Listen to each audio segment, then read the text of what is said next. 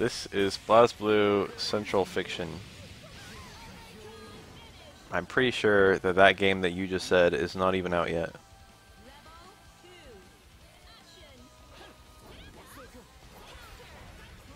I don't know what I'm doing tonight. I just clicked on this.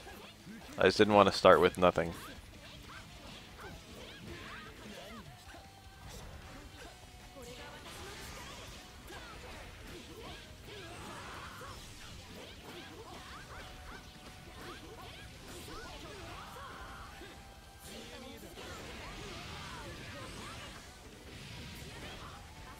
Ooh, that was cool.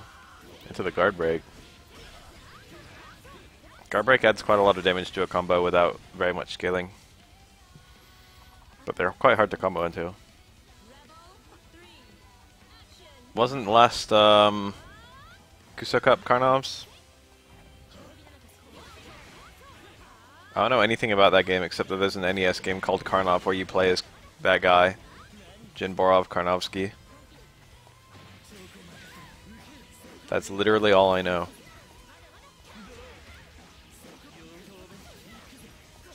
He's like a fat guy who can breathe fire, maybe. And he was in an NES game called Karnov.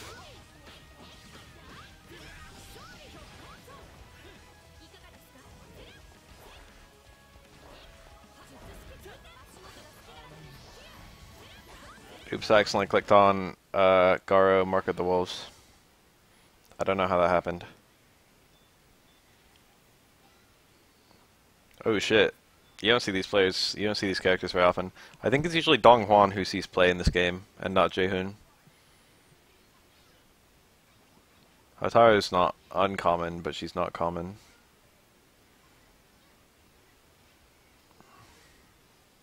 I don't know the meta of top selection. I'm not even 100% sure what top does. I think when you're in top, your HP constantly regens. And I think your damage might go up. I think your health restores a little bit when you just defend, but that might only be in top, or it might be all the time. I feel like your supers get stronger, but it might just be your damage goes up in general.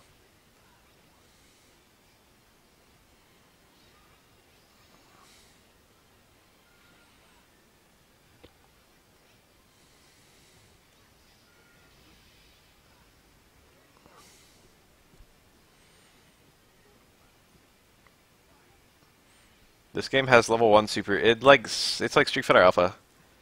You can do a super with a light button if you've got 1 bar S power, and if you've got 2 bars P power, you can either do it with 1 bar or 2 bars. And if you do the 2 bar one, it'll be a lot stronger. That's based on whether you do it with light or heavy. I've heard of that game.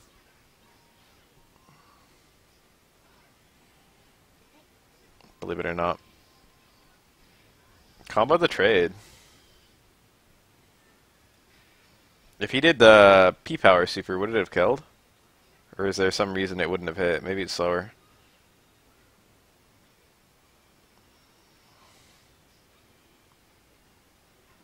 Hotaru is probably the character I'd play if I played this game. Because I think she's not as bad as the characters I'm more interested in. Actually, I'd probably just play Butts.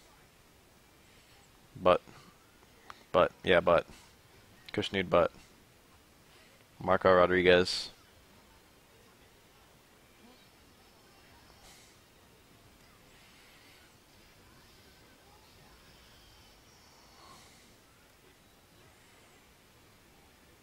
I kind of want to play through Final Fantasy V on stream, on the subject of Butt.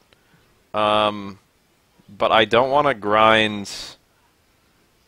I don't want to grind JP. So I kind of want to play it and then just use a cheat. That was a level 2 super. It was powerful. I kind of want to just use a cheat to, like, give myself, like, max JP every fight. But I wonder if, like, that would make it, like, fully uninteresting for people watching. Be like, oh, I don't want to watch someone just cheat. I would do that quite often, I feel.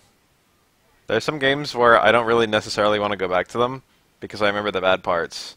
And if I wasn't streaming, I would just play them, but I would like use cheats to remove the bad parts. But people would come in invariably and be like, "You're ruining a great game." Some games have endgame content that's just really cool to get, like, you know. Yeah, the only time I've ever beaten FF5, it was on the GBA. I've played the PS1 version. I theoretically have it. I have no clue where it is. It's one of the only games I've ever lost. It's almost definitely somewhere in my house. The Final Fantasy Anthology. I like made a promise to myself for whatever reason. I was like, I'll play FF6 when I've beaten FF5. And I never actually beat FF5, so I never played FF6. I've beaten FF5 now, but I never beat the PS1 version. It's a much longer game than I realized. It feels like it's about to end like twice. And then both times it's like, surprise, here's a new overworld.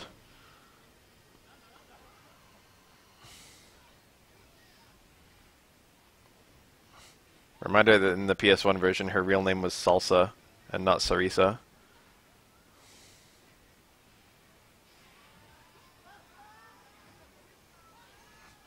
I actually like Faris a lot. She's one of my favorite Final Fantasy characters.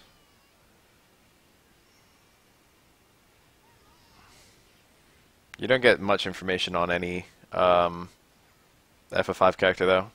Galuf was really good, too.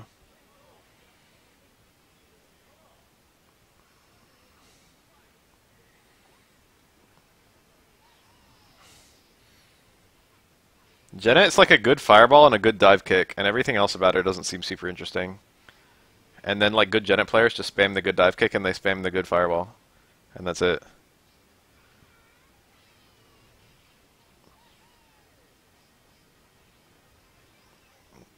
It's like a dive kick that's like 3 hits and plus on block. Or it's like it hits until it hits the ground or something.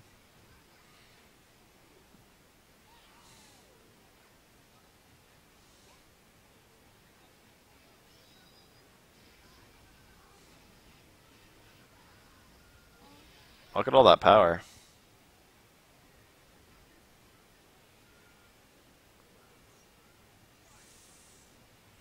I can't tell if Janet's sprite is mirrored or not.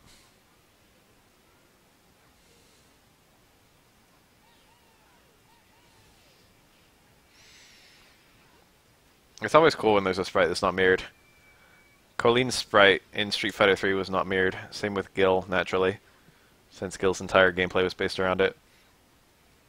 You think that Gil would have radically different properties for his ice and fire moves, but actually they were like identical. They just had different animations. You didn't have like longer hit stun and ice or anything like that. More damage and fire. I don't think. All his combos were the same regardless of which side you were on.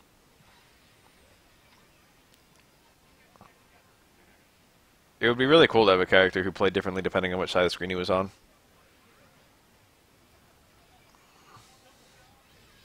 But invariably, it would be a problem at tournaments if one of the sides was considered stronger than the other. Especially if you ran into a mirror match of both people playing that character. You'd have to have like coin flips or something.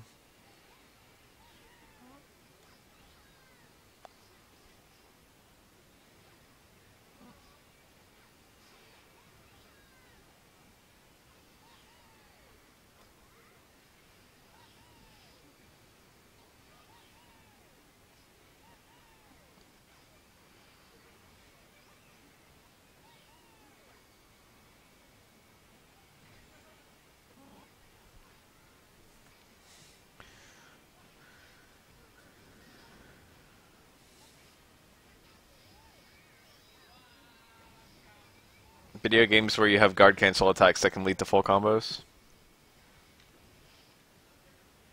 That's a pretty jank mechanic.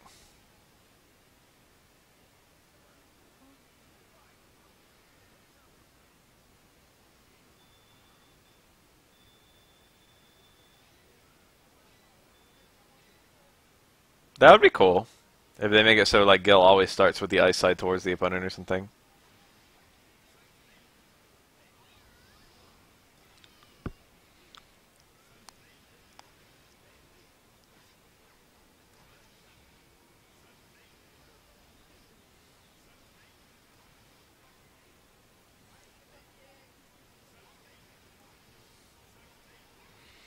Vampire Savior has guard break or guard cancel attacks.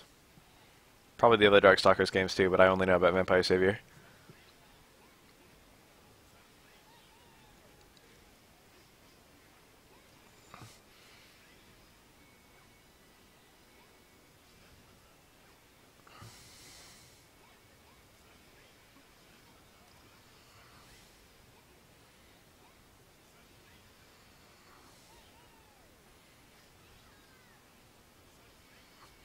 Kayn is actually one of my favorite characters in this game.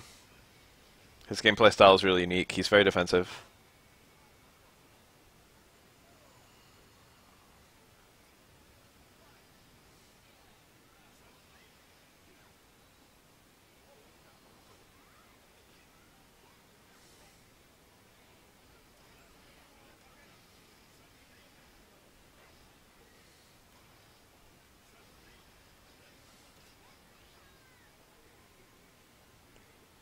Kayn is actually the big bad of this game.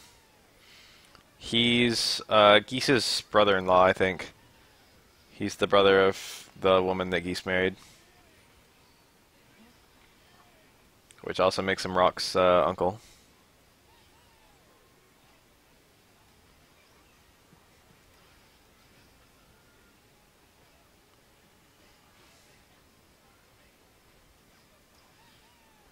Woohoo!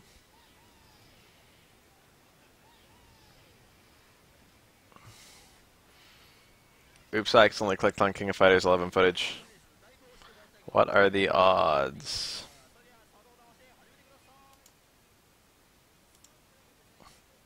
What are the odds?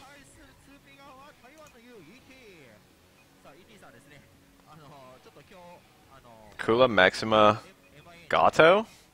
Why would you not just pick K-Dash if you're gonna pick the other fucking 2/3 of Team K-Dash? That's nasty.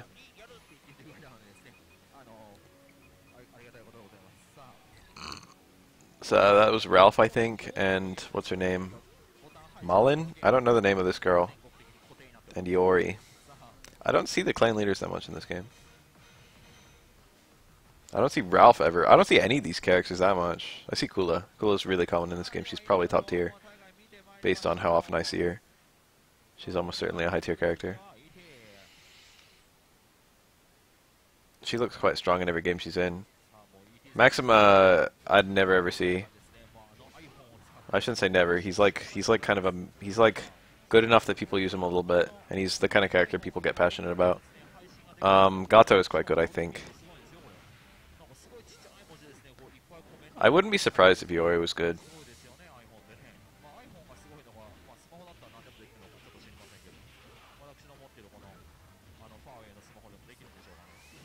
That's a command grab.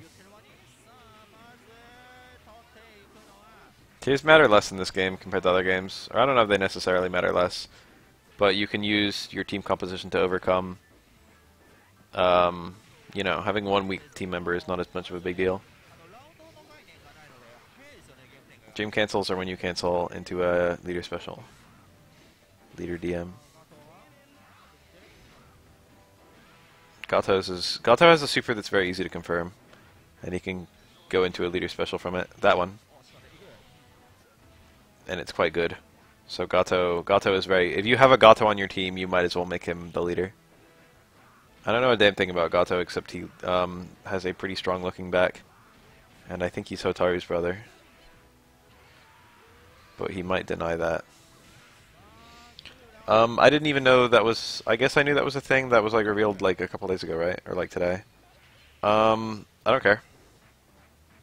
But maybe we could do like a BAF Cup for it, just, you know, an acknowledgement that it's a feature. Since I'm like the one guy in the entire world holding it down for KOF. I mean, what? Street Fighter 5, even though I'm not anymore.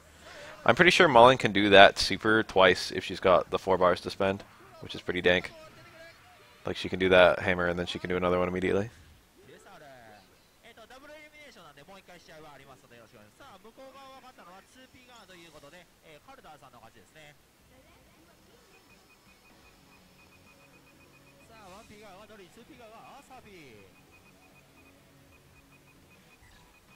Vanessa? Oh, it's local only. Oh. Damn.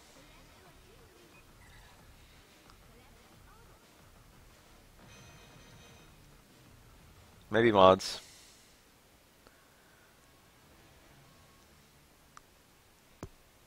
I don't know if you can do a mod for something like that.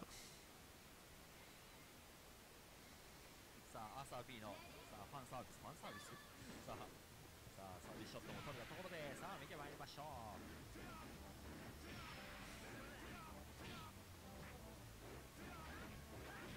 Dragon Ball Fighters, Hyper Nah. I'm interested. I might play it. I'm not like hanging on, waiting for it.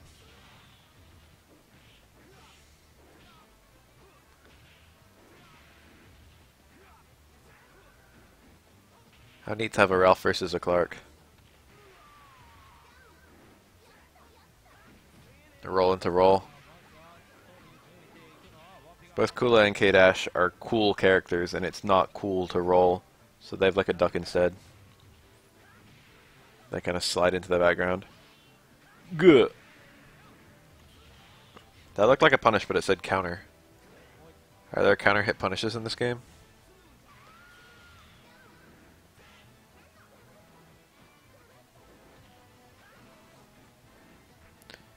Ralph is pretty cool.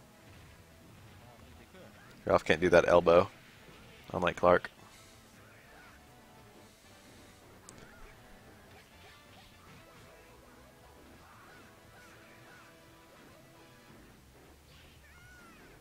He's right about to build a second bar.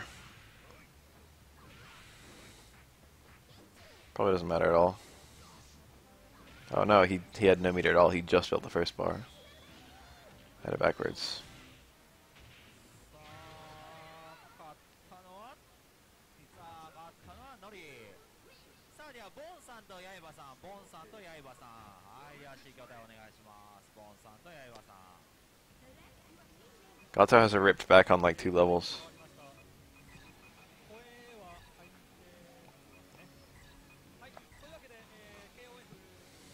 This game just had a bunch of Fatal Fury characters for some reason. You got your T-Zoc. I don't think what was in it. You got your Gato. There's like a few more too. Rock was in this game, right? Was he? I don't remember if Rock's in this game. This game might have new Terry too. Terry with coat. Jacket, I mean. No hat Terry.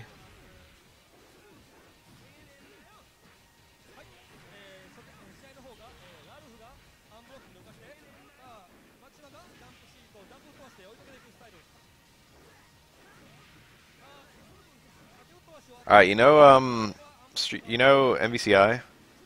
You know Soul Stone? You know how like, you can activate it and then you're controlling 2 characters at the same time?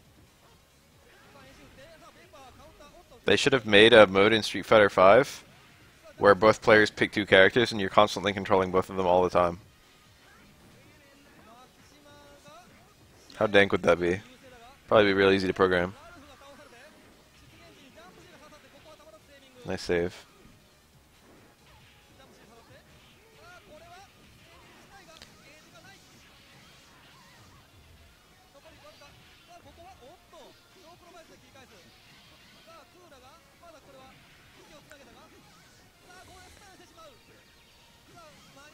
Dank. Hard toss then, like hard punch into hard punch. Well, yes, Cross Tekken did have that feature.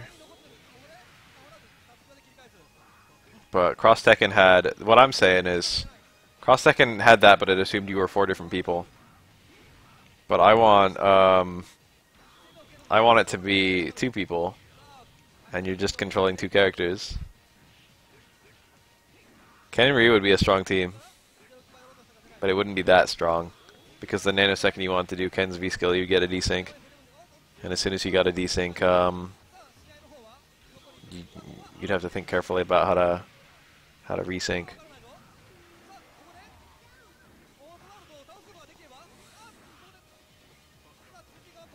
They'd be kind of good though, because if you were using V skills, then even if they didn't pay off, Ryu would be going in and or Ken would be going in and Ryu would be staying away. それでは次の試合は 1P 側 I feel like that would actually be an insanely cool fighting mechanic. 2P 側ペア選手ですねキャラの方は That'd actually be a super neat game. And you have to make every single decision based on either I want to do X thing and I like don't want my other character in the back to fuck it up. さあ KOF11 ガトークーラオザルドこの伝統 Dude, this game actually sounds really fun, but it sounds mad Kusoga. どう立ち向かっていくのか But it sounds really fun. いやー KOF11 といえばやっぱりガトクラウドという人がいっぱいいると思うんでさあ試合の方が始まりました初手がオーズワルド対ガイさあオーズワルドフットワーシャー当ててくるさあ I don't actually know who this is. 住所画面端 I have no idea who this character is. 返す He dresses like Joe, コンボ入って but he doesn't attack like Joe. オズワルドを画面端さあここでオズワルドが逃げたがコンボ決めてまだスタンには届かないさあ2をチクチク当てていってさあスウェイで避けるがさあここでクーラのレイスピンが刺さってさあ強売が出ないレイスピンさあ強クロマイツそれで強制ダウンを奪ってガイはバックナックルを出してさあここはめり込んでしまうさあここはたまらずセーリングさあ出現時にさあここで電流ですがこのダメージ量さあに Oh, Oswald? ただ Oswald would be a good character to add in 14. この暴力 He's quite popular. I think he's only in this game. さあ残りはリーダーアッシュと体力残りわずかのオズワルドが残った状態この状況でも KOF リーグにはまだ逆転は十分可能対する 2P 側 Red footage of Ash. クーラがまだ体力半分以上残ってるさあここでガードの動きをアッシュが抑えてきたいがさあここでデルキバさあ生交代これはできないさあここで生交代通した Ash is not a common character in this game. PC をやろうとしたところにただしこちらも引っかってしまうさあ3キロ発動でさあこれは美味しいさあここはセービングさあでもどの体力でもガードさあガードクラッシュこじ開けるこの点ですがさあここはたすきまではいかず画面端の戦略継続してさあテルミドール打って We don't know. He had no jokers. クーラー残りどうする What if he had like no like 8 of spades and 10 of hearts? Checkmate atheists. He could have been missing any 2 cards. 勝ったのはアッシュオズワルド会議に使ってたオズマ選手ですさて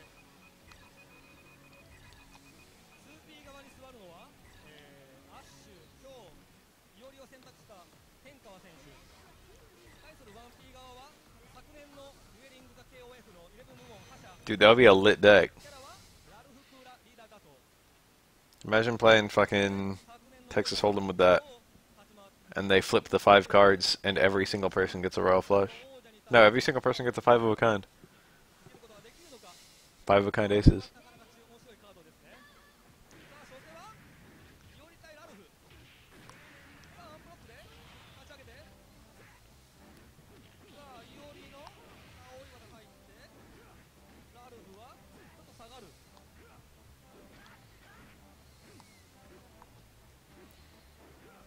お互い通常技の応酬ですねこれさあまだここでアンブロックが入るさあここで重効果爆弾パンチ11のラルフは坂道到達遠心到達飛ばしですねそこから 5 of a kind and also a flush. からのアンブロックこれが That's a pretty lit hand. さあいおりをここで倒して出現時はさあしゃがり振ってしゃがり振ってさあアンブロックこれはガードさあ草薙状態さあここはアンブロックは出さない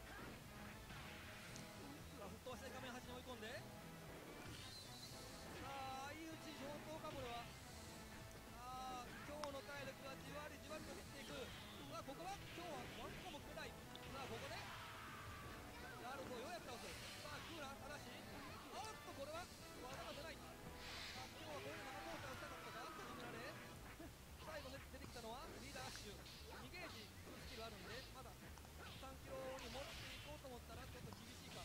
That DP. 2スキルラッシュ側はどうしても欲しい展開対するワンピー側は Using the breath to dispel the fireballs. I'm guessing she doesn't have her little down back punch or whatever. The reflect さあここでガトをリセービングして in this game. さあ What the hell was that? これが突破として成立しない Is that a DP?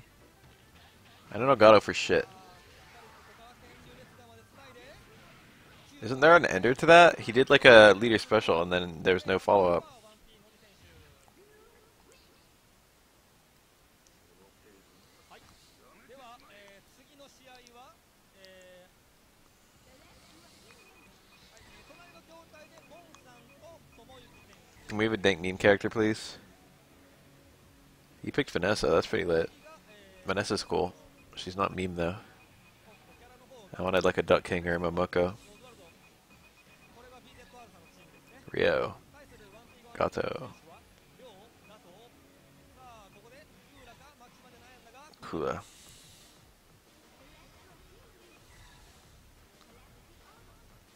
さてワンピー側は These are all serious characters. 大阪グリッド選手対する 2P 側は BZR 選手 BZR 選手は、新潟の選手ということでさあ初手は両対バネスタ That Rio color. 両の方に分があるが That's like black, but not like black like African descent. 力があるんで Well, maybe like, you know, maybe there's someone with this skin tone. 大変なことになってしまいますね It's not like fully non-human. But golly, it's dark. この NC からのアッパーカットがこのバネスタ特に痛い反撃 Remember when fighting games used to have color palettes like this? を受けて There's nothing like this in Street Fighter V. 手があるさあ目まぐるしい展開ダブルパス当ててさあ体力上 Remember when color 10 meant something? 大幅にバネスタの体力を奪っているただし両側もガードクラッシュゲージがチカチカと点滅しててさあこのガードクラッシュを割るとさあここでオールガードに交代バネスタを生かすこれが BZR There's no health regen in this game, but it's still good to save characters.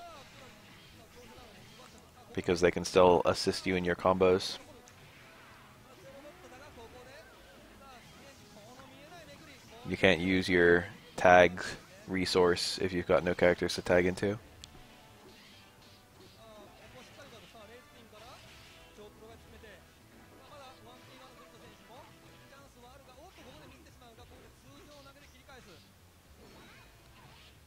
さあここでそろそろクーラーを下げておきたいところか BZR 選手はオーズワルドの K ダッシュバネスタがまだ全部残っている状態さあここでセービングしてさあガトーで巻き返すことができるかさあジャンプスピーから天竜列が直接つないでセービング対策さあバネスタをここで倒すことができればこれは大きいさあシゲンジ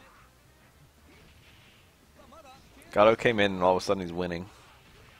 He was like down a lot. 天竜列がにはいかずでもこの K ダッシュはまだ5ゲージあるさあ5ゲージあるがここは両パイプなしでさあしっかりクイックシフトからコンボ決めて勝ったのは、グリッド選手ですね Cute! ちょっと試合の方が Cool is cute. どうかなと思います You will never nuzzle Kula. ひ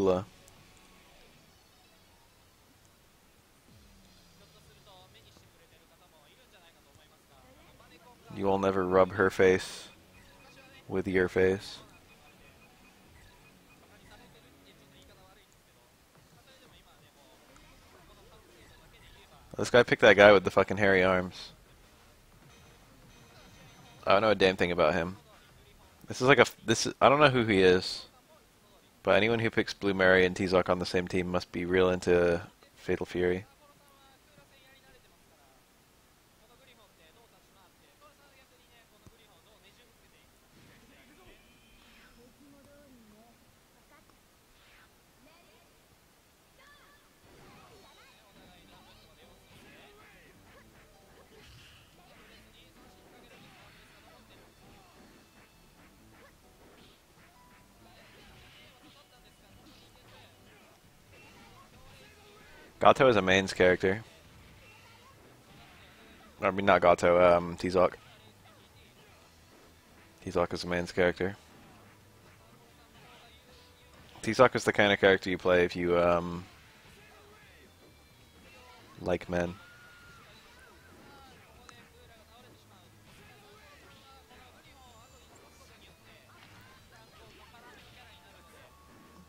Have you seen Tizok's body, dude? He's ripped. Of course he's gonna be a manlet.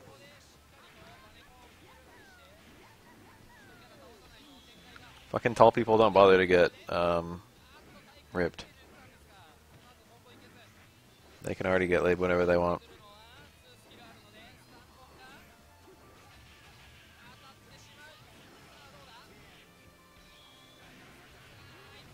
What a bizarre combo.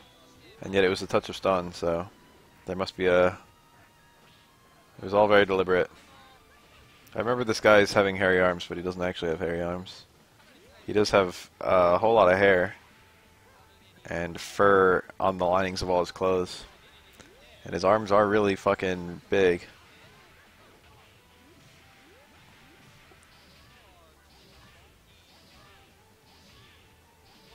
Oh, this is a pretty lit combo.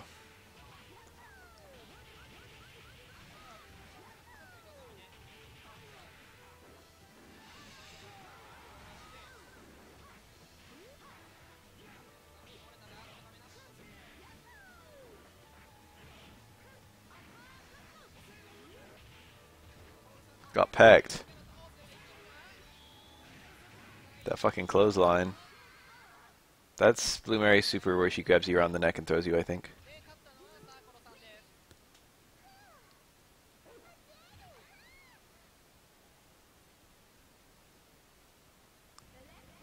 So who the hell is Blue Mary? She's like a mercenary, I think. I know she's worked alongside Billy before. I think she's worked for Geese. I know that she and Terry have like a little weird thing. Mutual respect.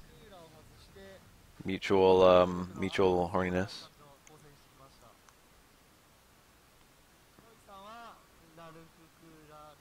They're like, they've been on opposite sides, but every time they see each other, it's like, hey, that person I want to bone.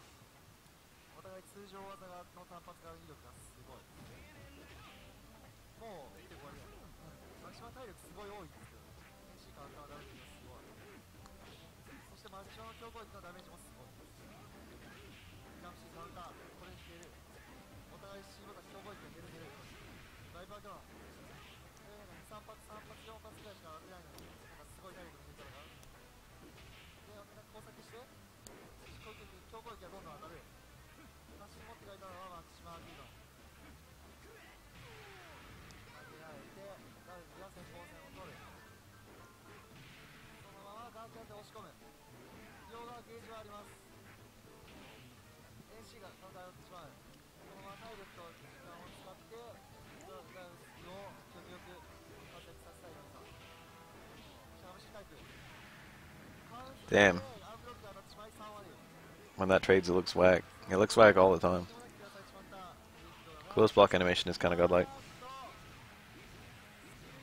Gato is a nice, fun, fair character. He like whiffed an attack in the middle of that for timing. That was pretty lit.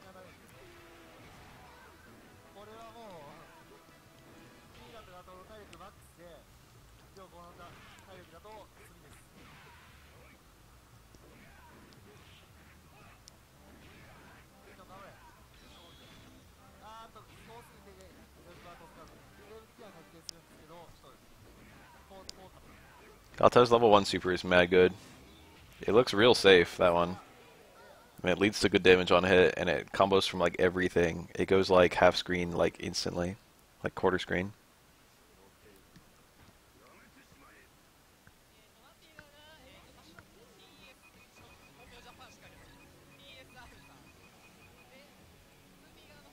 That is coat, Terry.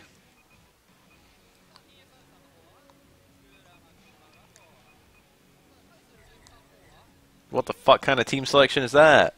He just picked 3 characters in a row.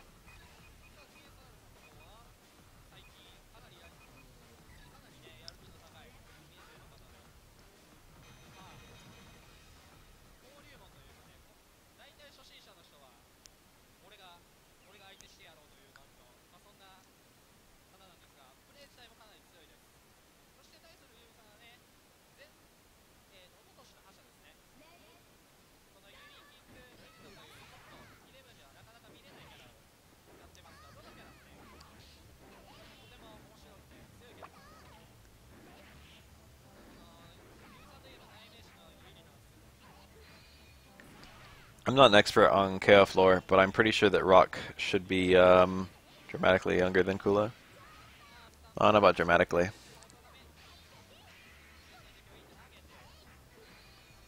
So that is a curious point you raise.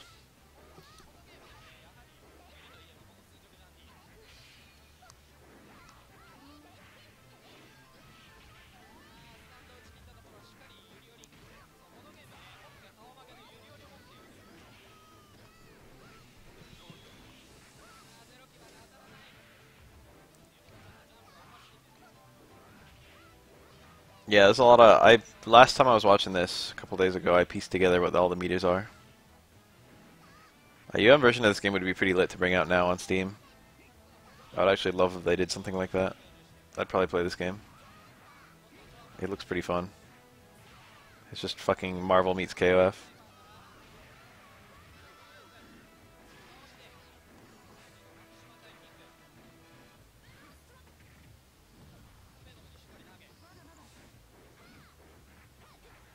That Maxima color looks really cool. King, like, I don't know if King has changed significantly in, like, every KOF game. Like, in all the time she's been around, I see her doing exactly the same shit. That is like a Rugal-style King.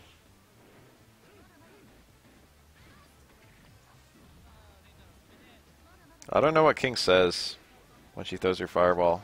I think she's supposed to say Venom Strike. I think that's the name of the move. But it doesn't sound like that for shit.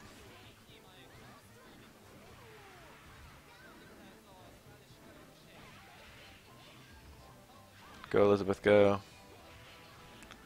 I think Elizabeth might have been created for this game. I think Ash was created for this game, right? I think Ash was in 11, 12, 13. And I think that Elizabeth has her plot tied to Ash, so I wouldn't be surprised if this was her first game. Clock runs out, I think it just adds up health.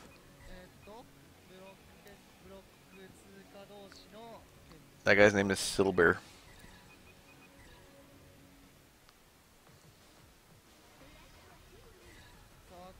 It's like an unwritten rule that either Kula or K-Dash must be busted in every game.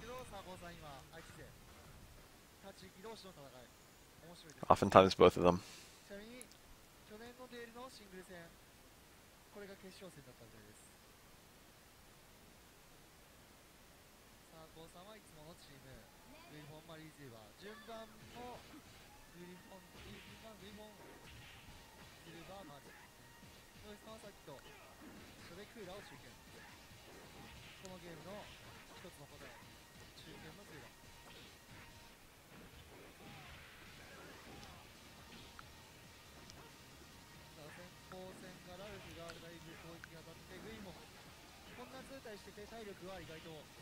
These are Marvel seconds, baby. You got 3 health bars to deplete. What do you want?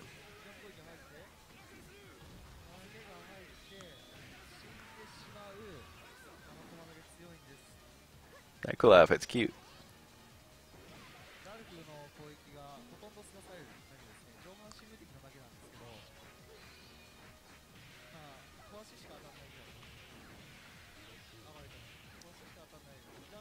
Damn, is that so? Non-standard amount?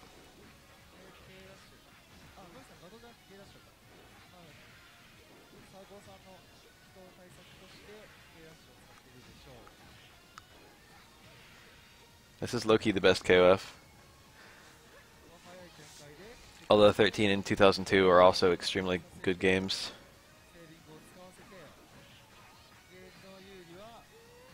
And there's nothing really wrong with 14. Except that the burst damage is just extremely high all the time. Which isn't really necessarily wrong. That looked like a counter-hit punishable state. He went for the command grab combo and it dropped. Probably too much push out.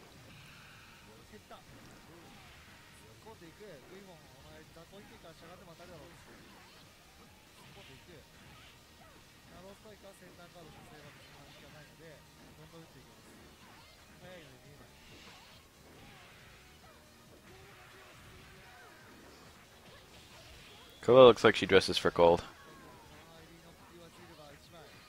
Feels appropriate.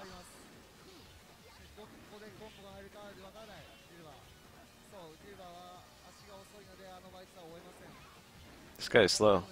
That run was slow anyway. He jumps pretty quick. Oh yeah. Cool. It's like Cool is trying to avoid.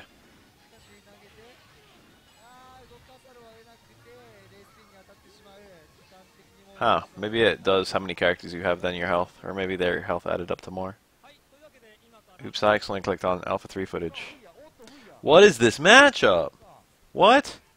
Huh? Mika? Who? Mika's dead last here in this game. She's bad.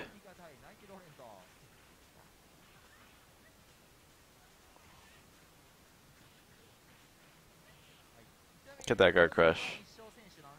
That's a 360. You have to jump out of it, I think. I don't think you can duck it. Dude, guard crusher, just sweep. Just sweep. What are you doing? Sweep will fucking guard break that if it's like below half of a par. There, you did it. These are, I think these can be unblockable. Mika's special moves are unbelievably whack in this game.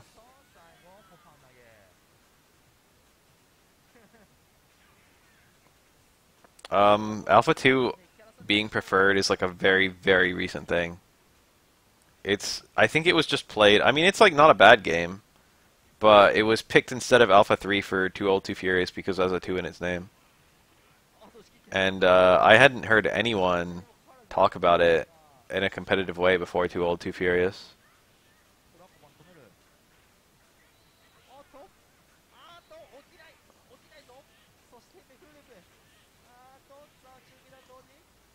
It's not a bad game. It's notable for being a game where a lot of the US players got, or rather the old school US players that got famous on it. Like, yeah, there's like fucking John Choi who played like, you know, Street Fighter 2. Pretty sure Vi played Street Fighter 2 quite a lot, but I think he kind of got well known for Alpha 2 and Alpha 3.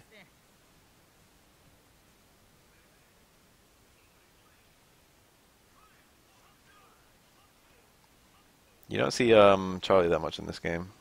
He's not bad though. Charlie's I like what they did to Charlie in Street Fighter 5, but I don't like his V trigger. It's too one-off. I feel like if they made Nash now, Charlie now, if they made him as like a Season 2 character, he would have had 2 teleports. But he only has 1. You know what I mean?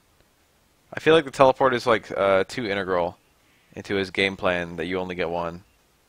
Honestly, they probably should have made it into a special move or something. And just made it like balanced.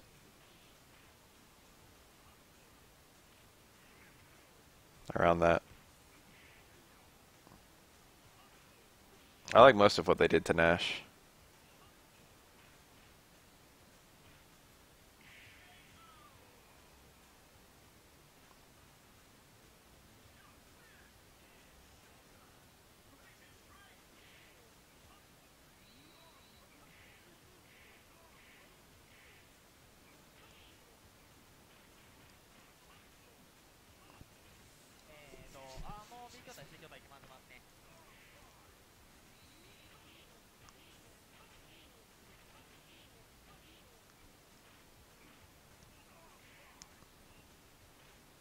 Teleport's weird.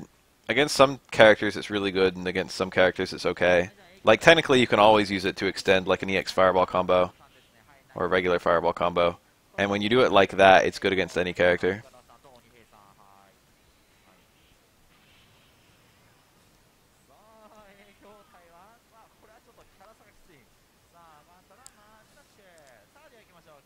But then some characters also like lose the ability to do anything as long as Nash is sitting on a V trigger. And if you had 2 of them, that would be a big problem for those characters.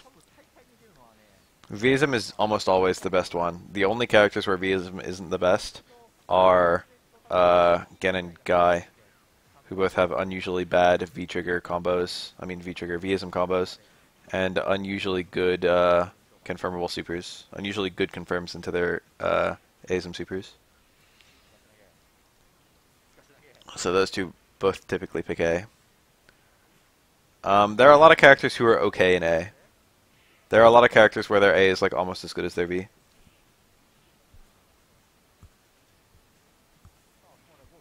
In fact, I would say most of the cast is like that. Maybe not most, but like a pretty respectable number. It's not so rare to see A-ism on like almost any character.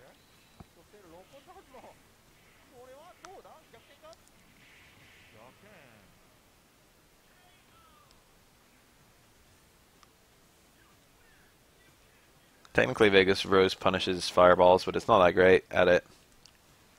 I can't think of anything else super defensive it does, at least not against any character I play. It gets him out of the corner, which is pretty cool.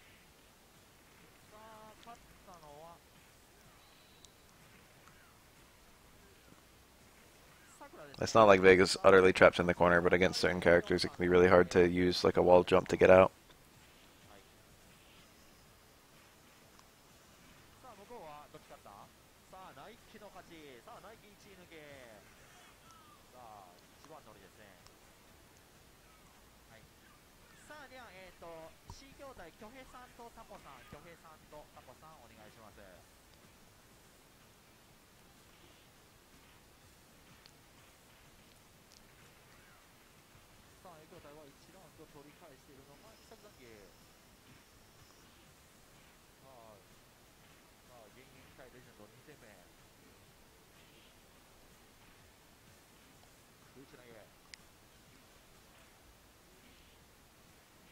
I kind of like the idea of two V-trigger pops, and the first one is good, and the second one is like specific.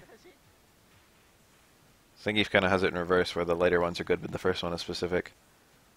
But if you look at like Urien, like how hard it is to confirm second mirror rather than first, or like Ibuki, how hard it is to confirm second bomb rather than first. I think that works quite well. Or maybe not that it works quite well, but it's, you know, it's neat.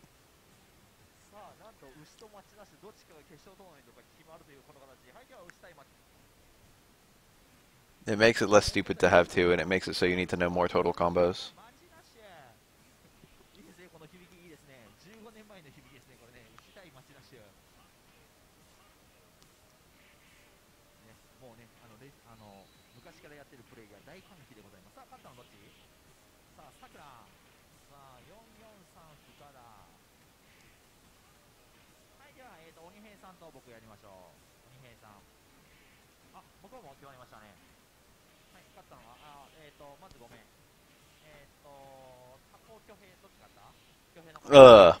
He could have flash kicked, I think. I think flash kick is upper body invincible. And you have charge automatically when you activate V.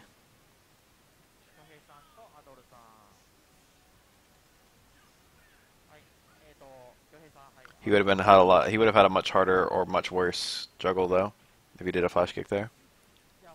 I don't even know what Nash can do there. He might only have the flash kick.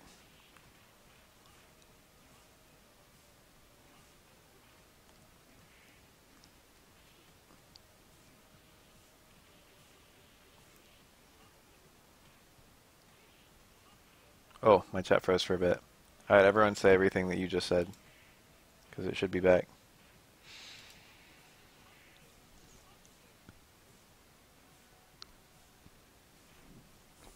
Let me try typing a word. There it is. Okay, he can do mid-combos. He can do mid-combo flash kicks. Vega's anti-air Rose is like kind of shit, to be honest.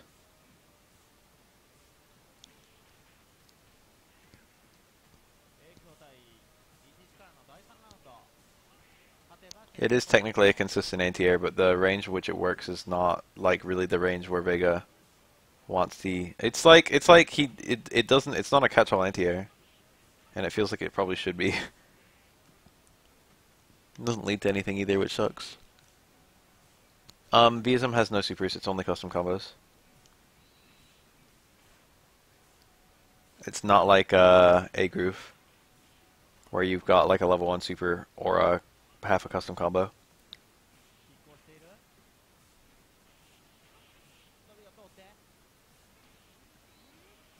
て A Groove is probably a more thought out version of this. 決めたのはマシナス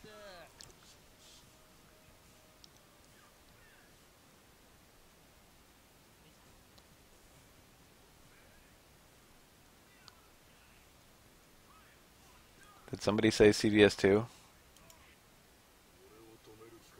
あ見てまいりましょう準決勝 Yeah, I think that Vega's Rose was just not doing it.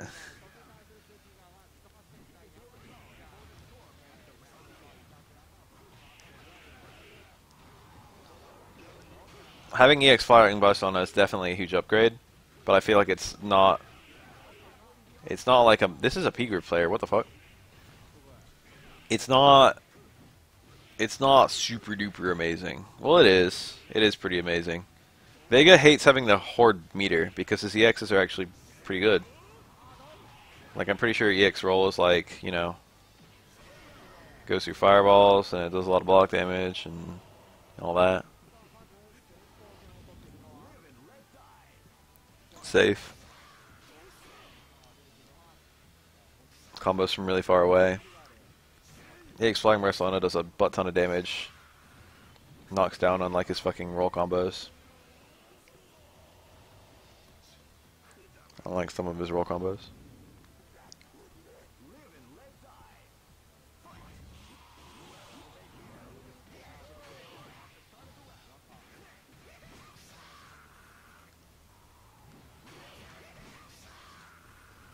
Vega needs an overhaul, like, worse than characters who actually got overhauls.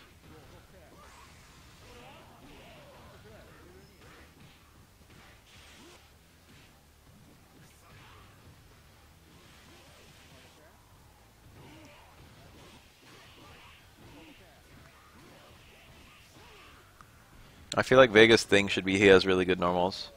And I feel like his special moves need to supplement his normals. They need to make it so his normals are better. But like right now his special moves basically don't do anything to supplement his normals.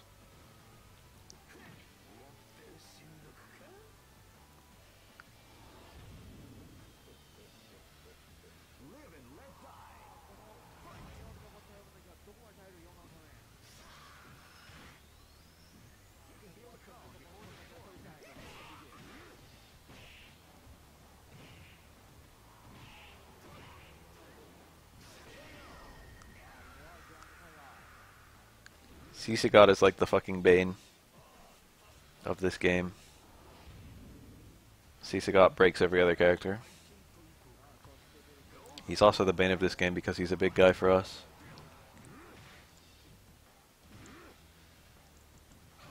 He's got big boy normals, like Crouch Fierce and Stand Roundhouse. I don't know if it's Stand Roundhouse or Stand Forward. Probably both of them are really big in that one Crouch Roundhouse. Having a nice long-range heavies with good hurt boxes literally makes you a god in this game. That is like the fucking... that's the one checkbox for being a good character. Damn, I was hella rooting for this P Groove Rugal, but he's not looking so good. Got the confirm. That's a level 3 super, I think. Which is good because, it, you know, it's slow to build. Nice. Got him. That was like the worst high tiger shot of all history. That should have been like a knee or something, maybe. I'm willing to bet $100,000 that Sagat's Crouch Hard Punch will be his ideal crush counter normal.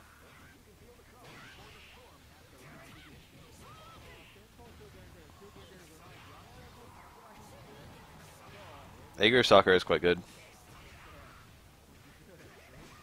You don't see Sakura a whole lot in this game, but Aegir is probably your best groove. She has very easy, powerful combos when she activates.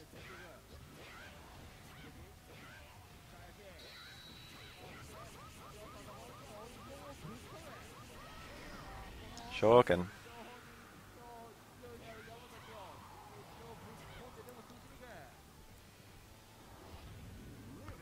Is there a command normal that's not on a heavy that crush counters? I can't think of one.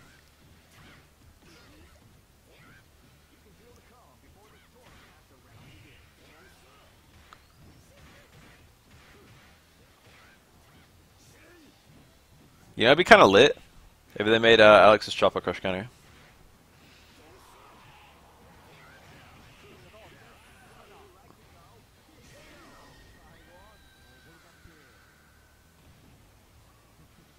Laura's V skill is like the only special move kind of thing. It's the only V skill that's a crush counter, and it's the only thing that could be like into a special move that's a crush counter. Every other crush counter is a normal, I think. Hibiki's neat. So P Groove and K Groove are the only grooves that can defend themselves midair. You've got an air just defend, which is very defensive, I guess. I shouldn't say it's very defensive, but like, you know. And then you've got an air parry, and the air parry is better. Parries are harder to time than just defense, and also are inherently more risky. The parry window in this game is like half of what it is in Third Strike. Nice. But I think there might be something that makes parries better, but I forget what it is.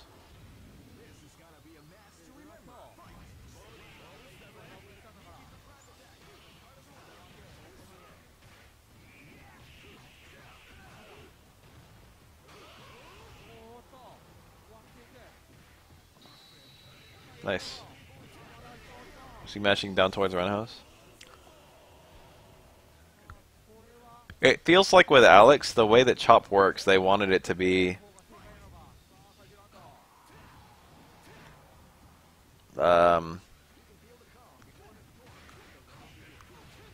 it feels like almost that they wanted to do like put up V skill and then like do a raw chop and have the chop be a counter hit and then get combos from the chop.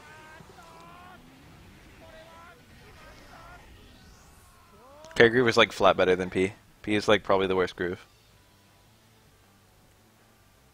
I say that, but I don't think I've ever seen anyone pick S groove ever. At least there's some P groove players. S groove is probably the worst groove. But it's between S and P.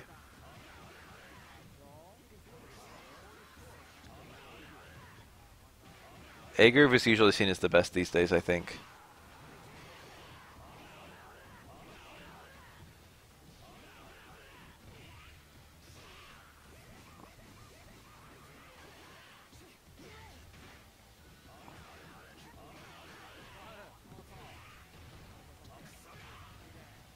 They wanted you to go into like higher versions of Chop, I feel. I feel like that's what they were trying to do when they were designing Alex. They wanted you to be able to do like, oh, I can normally only do stand hard punch into medium Chop. But if I have my V skill up, I can do stand fierce into heavy Chop and then I can get the follow up. Stuff like that.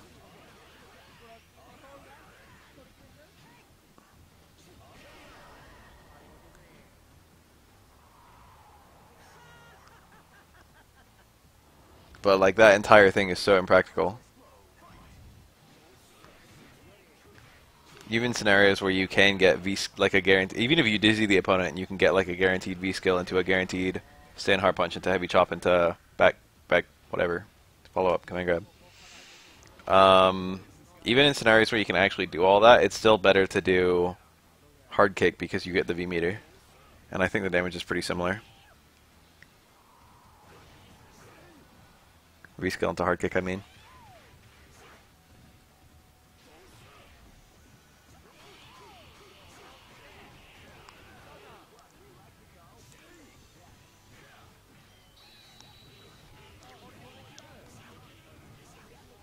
It really feels like flash chops should probably have just been combo starters, like they are in Third Strike, with the amount of risk that like is associated with doing them, and the way that like counter hits work for him.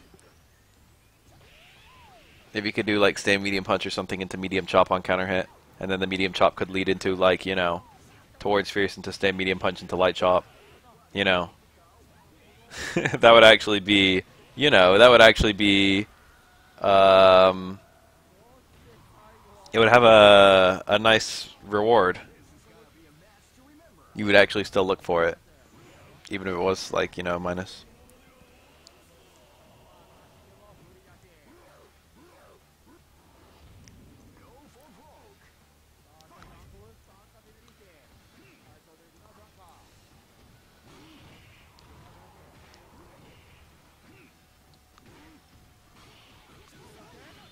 Switching jab and strong was a mistake.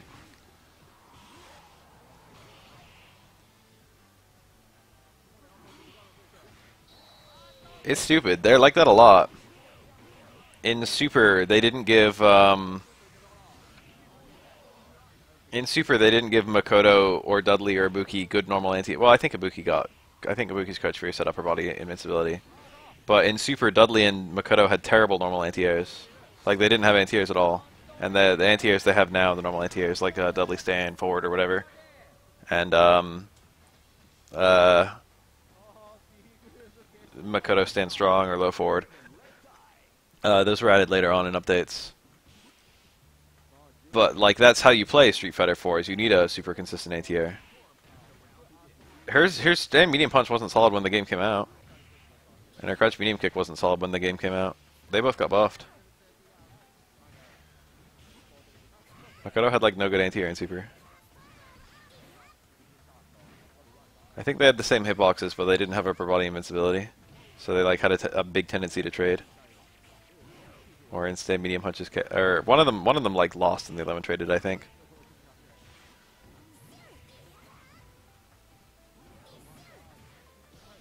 I feel like Fukiage didn't have upper body invincibility too. Makoto was like the worst character in the game in Super.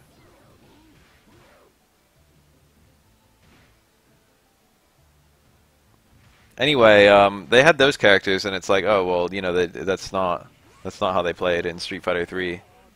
Where no one, but like they didn't consider like, oh, certain characters just need good anti-airs.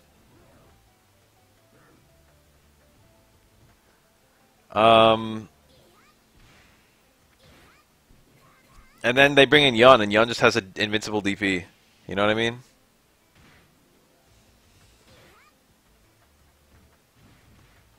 It's like sometimes they try super hard to preserve the sensibilities of the character in their original engine, and sometimes they adapt the character super hard to like fit the new engine, and it's not very consistent.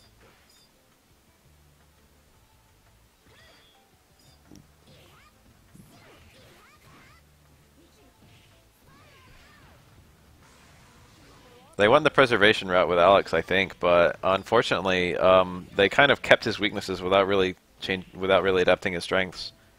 And of course, it's, you know, you can't not say that Alex wasn't even that strong of a character in Third Strike to begin with.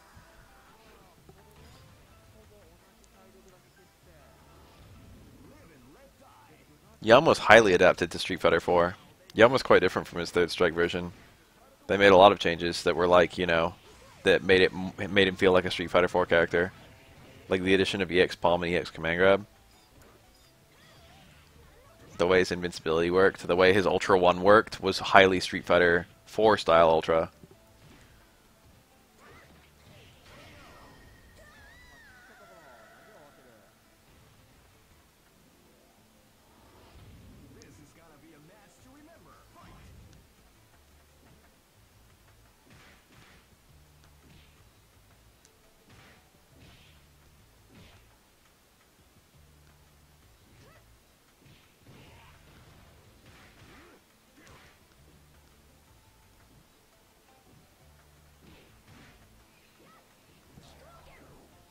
I quite like the way Urien was adapted about as well as they could adapt him, I feel.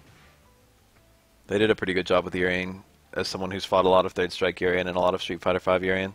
They pretty much got his playstyle down as much as they could. There were certain things that they shouldn't have brought back, not even because they were bad in Third Strike, but because they would be bad if added to this game. Like the way the cross-up unblockables work, and the way charge partitioning works. It would be dumb to add those things in this game.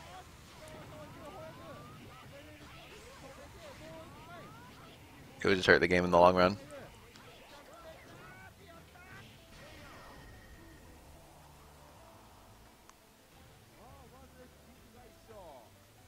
Urien can basically not even do 2 tackles in a row. He technically can do tackle into EX tackle with absolutely perfect, an absolutely perfect juggle scenario. but his combos feel Street Fighter 5-ish, but his tech feels Street Fighter 3-ish. And the way they did mirror bouncing the opponent towards you instead of away from you was pretty much perfect. It was like the best possible way to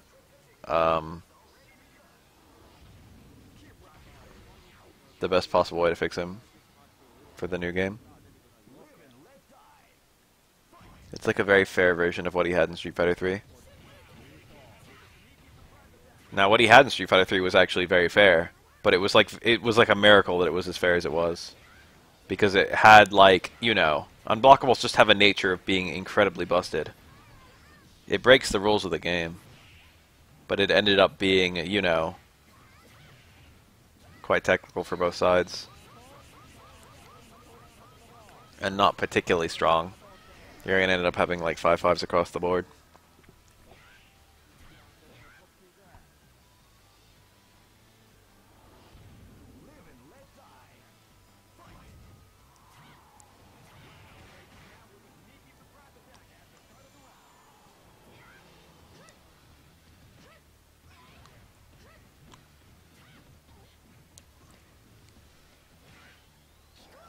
I think they did headbutt backwards.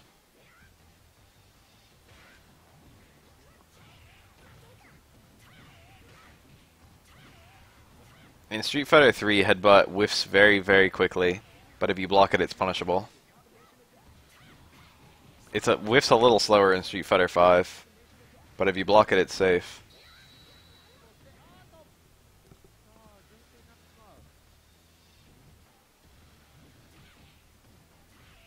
That's not a huge deal. At the end of the day, you still have a headbutt that's like, you can maybe get away with it on a crouching opponent. You can maybe get away with doing it occasionally, but technically it's punishable, which is very much like Third Strike.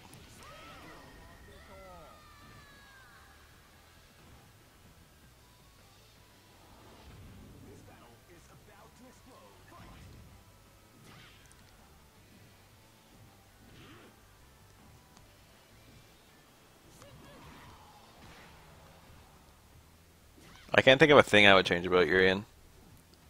I feel like he's about right. Balance the game according to him. That being said, Urian does have one of the explosive B triggers.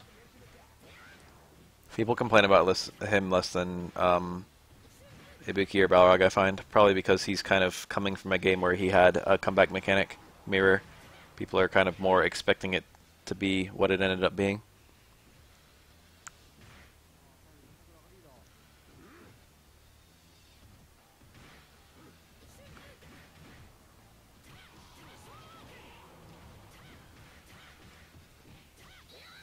Urian got blessed by the way scaling works. The mirror only scales a combo once, no matter what, no matter how many hits it has or where the hits happen.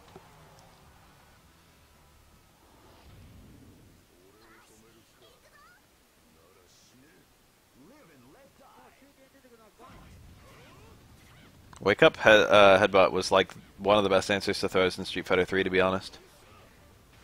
In fact, it might have been the best in that game. It was like exactly the same. In fact, it was probably better. But like, you know, that was a game where you could parry it or block it and punish it.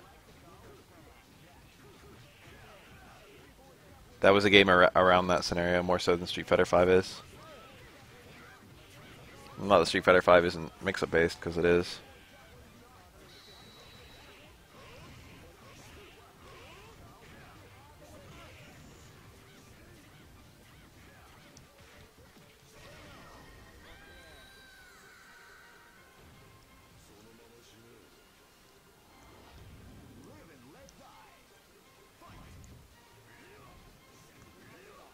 A-Group Bison is one of my favorite things.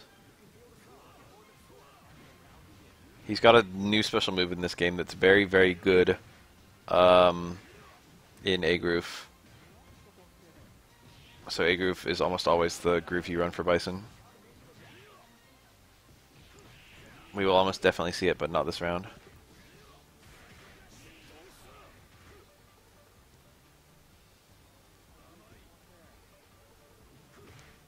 Yeah, I agree that the Season 1 and base need some work. Maybe not even Season 1. Well, some of season 1 needs the work. About half of it. But season 2 and half of season 1 have really cool sensibilities that I like. The problem is they bully the base characters, and a lot of people want the base characters to be viable, which, you know, I don't blame them. But I feel like the problem is the original characters being weak. I just wish the damage went down. Like, the damage of the whole game. That's like the one thing I really want for Street Fighter V. Everyone does too much damage. The really strong combos should do 400, I feel. Like all resource combos. And then like your average combo should do like 200. Maybe even. And your combos from light should do like 100.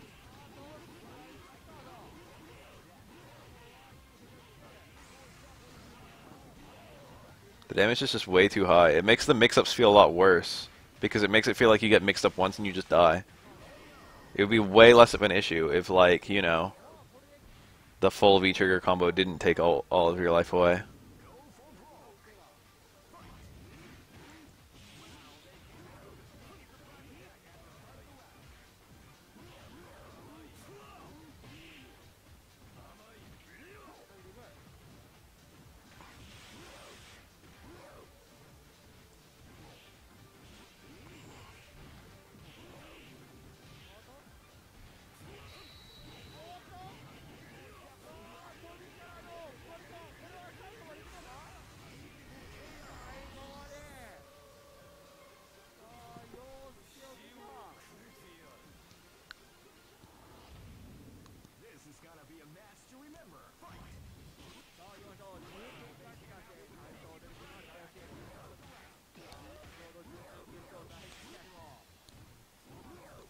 Street Fighter V actually has like higher damage than Street Fighter 4, which is a bit weird to think about. Granted, there's an additional, I shouldn't say there's an additional resource, because there kind of isn't. The resources are different. But in Street Fighter 4, you had the absolute strongest combos most characters had would graze 500 with a full ultra. But there's no such thing as a full V-trigger or a half V-trigger. You only see the full ones.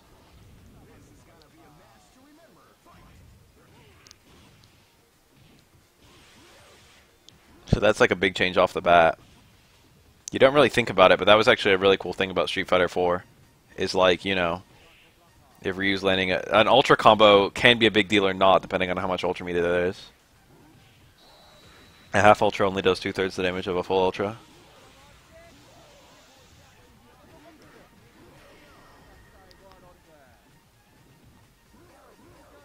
And it's not balanced super well, but how you're playing can determine. Yes, Vega does that head shake whenever he's fighting a disgusting character. It's not balanced super well, but depending on how you're playing, you can have more ultra meter or less.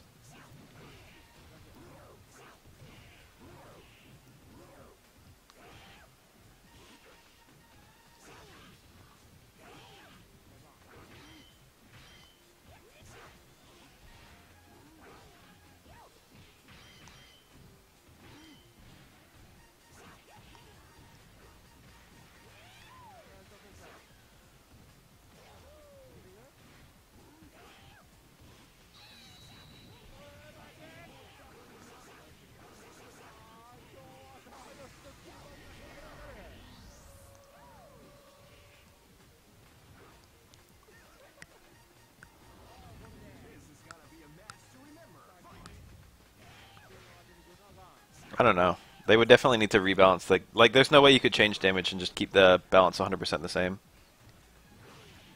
It would change stuff. At the very least, it would change characters like Dhalsim. I don't know if it would make Dhalsim better or worse to lower the damage, but it would definitely fuck with his balance.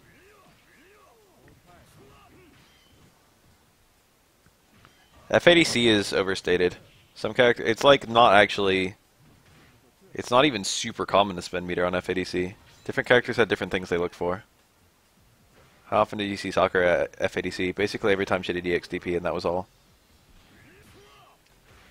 People act like FADC was the name of the game, but in vanilla that was kind of true. But as the series went on, it's only like 2/3 of the characters who even used like FADC to land Ultra. I shouldn't even say 2/3. It's more like 1/3. It's like 2/3 of the characters use FADC as a major core part of their, as like something they use like once per round, or at least once per round. And then like 1/3 of the characters need an FADC as their ultra, as their primary ultra setup. That's not that much. People are always like, oh, how did Seahawk use focus attack? And it's like, you're not wrong, but you know.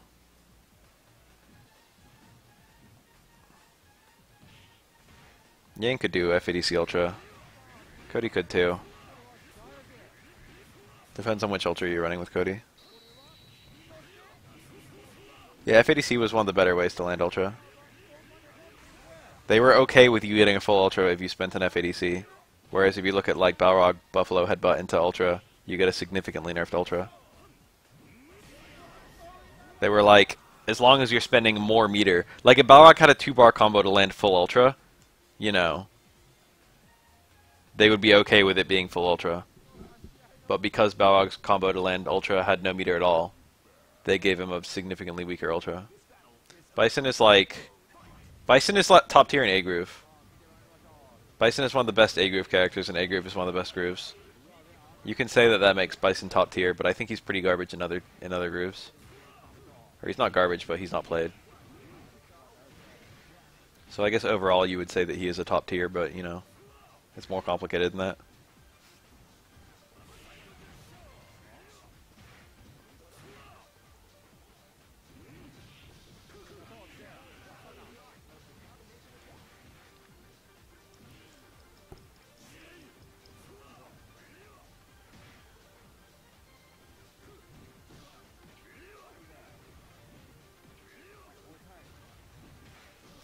I never see Geese that much. I don't watch this game a whole lot.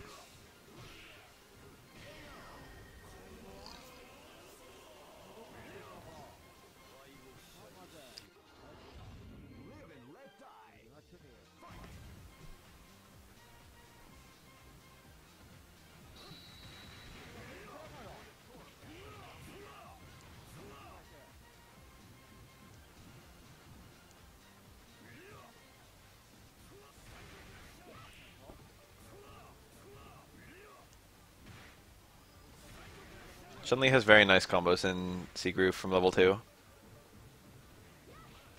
I think level 2 supers in C-Groove do... They're basically... They didn't really make...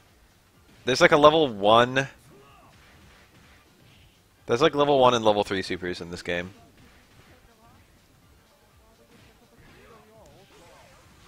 So for stuff like A-Groove, I don't think A-Groove can use level 3 supers at all. Parry always gets... P-Groove always gets level 3 supers. N-Groove gets like level 3 supers if you've got the activate on, but otherwise you get level 1 supers, stuff like that.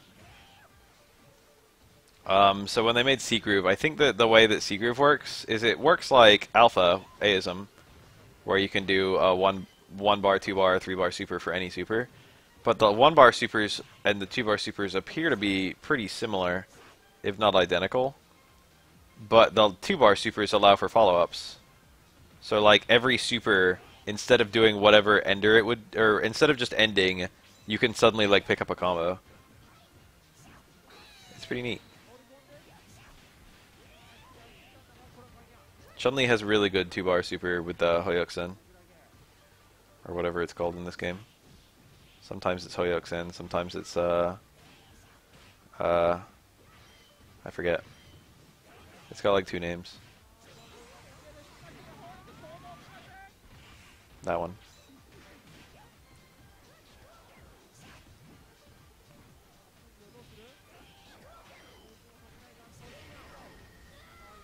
Senrat Scout, that's the name of it. Yeah. They like alternate which one they call it.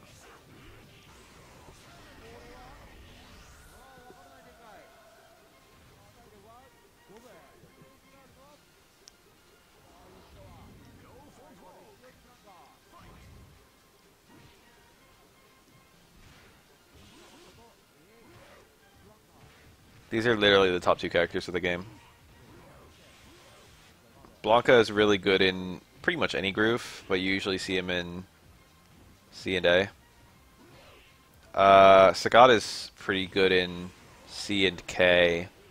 I think he's supposed to be not that good in A. You don't really see A groove teams with Sagat. But these are literally the best two characters. This probably won't kill. It might. No, it wasn't even that close. Clearly superior ultras to their supers. Huh? That's a really strange question. They weren't really competing for most characters, because ultras were a resource that you had no alternative way to spend, and supers were a resource where they were almost always outclassed by your other tools.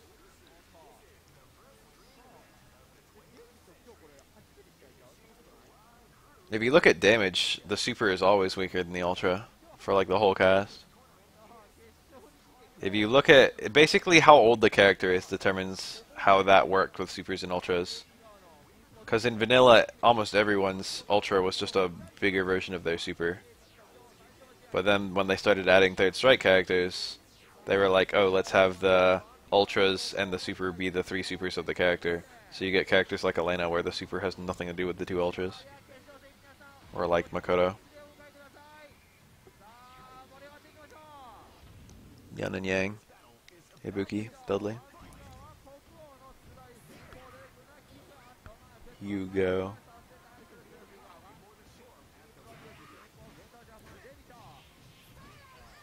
Like, it depends on what you want. If you look at Ibuki, I mean not Ibuki, if you look at Akuma, it's like, yeah, the Super Demon has one frame startup, so you can use it as a grab, which is a huge advantage.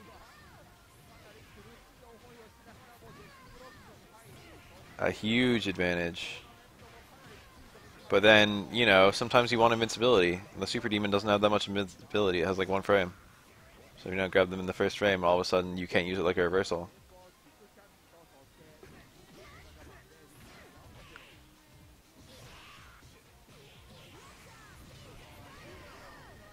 Gane was pretty common in Arcade Edition. It was not that rare in A 2012. It just got utterly outclassed by Red Focus in Ultra. Most people didn't know the good Gane combos, but Gane has never been weak in Street Fighter 4. It's like human weakness. Gane is actually busted. It's like probably worth the bar in a lot of instances.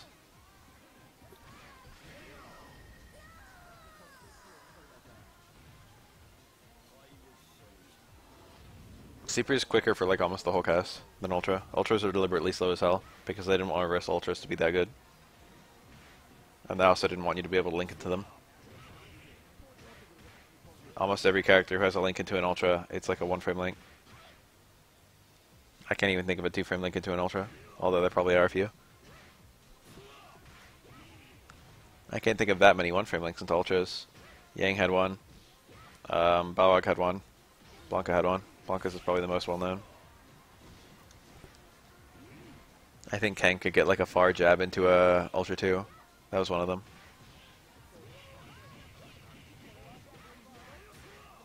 TC? You mean the like a card kick? That's a juggle. Yeah, Cody had Stand Strong into Ultra 2. That was one frame. Super Buffalo... They both had good juggle potential. They both went through fireballs. What was the difference? There was like a really significant difference. There was like something where the super was a lot better. Obviously confirming the super was a million times easier. That's the main difference between supers and ultras. Is ultras are deliberately hard to confirm because you can't cancel into them. And they're slow. That's a really, really big, important design decision with ultras, is they were supposed to be hard to land. You had to be a good player to even have ultra setups. Unless you're Sakura and you just do EX Tatsu and then do Ultra 2. Do your safe special move. Do your 0 on block move when you're a character with was it 0 on block or was it like +4 on block? I don't remember. It was something stupid. Your character with 3 frame normals. +4 on block sounds really dumb. It probably wasn't +4, it was probably 0. I don't remember though. But I remember those two numbers for some reason.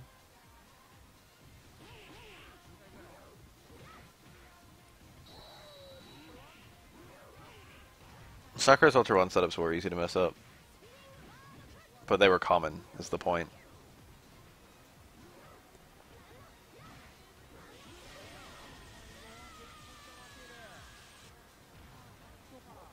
Technically speaking, EX Fireball works. That's like the meme combo of Sakura.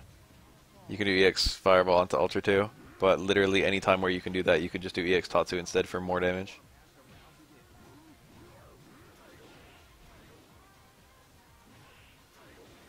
I'm pretty sure Sakura could do EX Fireball FADC Ultra 2 mid-screen, which is like a fucking Ryu combo, except on Sakura it's awful.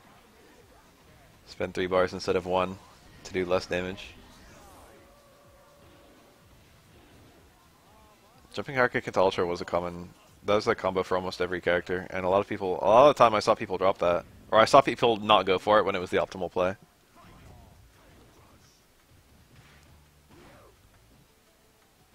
Can FADC Ultra 2? Like from a Fireball?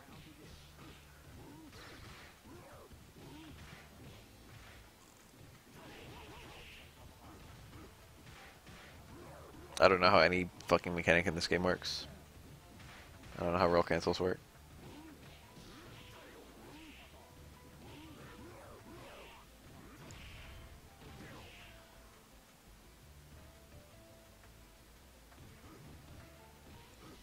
Guy actually had some rather specific ways of comboing his Ultra. Without the corner, it was really fucking hard for Guy to land Ultra. With the corner, it wasn't that bad. You can do it from almost any confirm.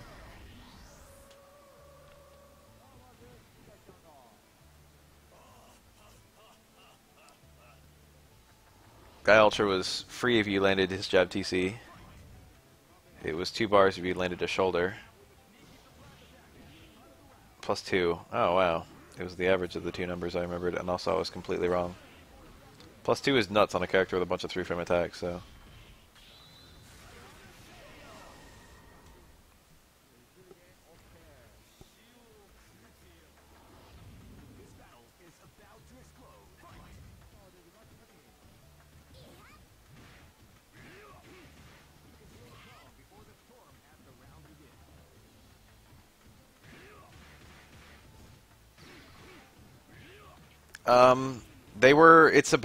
it's a design philosophy. The question you should be asking is why do Ken's and Akuma's Tatsus cross up? Because originally in Street Fighter V, they were trying to remove that kind of unseeable mix-up. But the design philosophy changed. With Ken and Akuma, they were like, it's okay if they have them as long as they're minus. But with Ryu, it's like, we shouldn't have them at all. That's like the really, really big change that happened in the middle of... Street Fighter V's entire philosophy changed dramatically over the course of its development.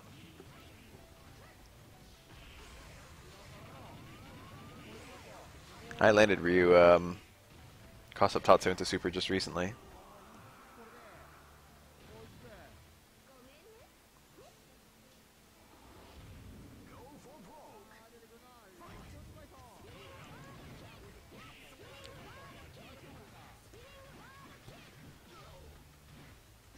You don't really see Boxer ever in this game.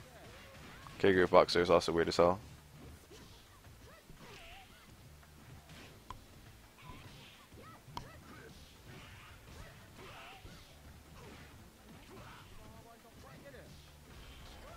I wonder if his confirms are good.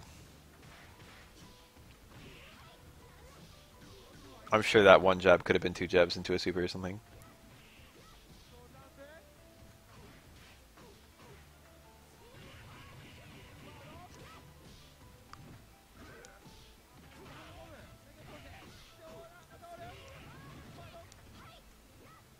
This guy's playing Boxer like he's Street Fighter 4 Boxer. Blocking and occasionally normals.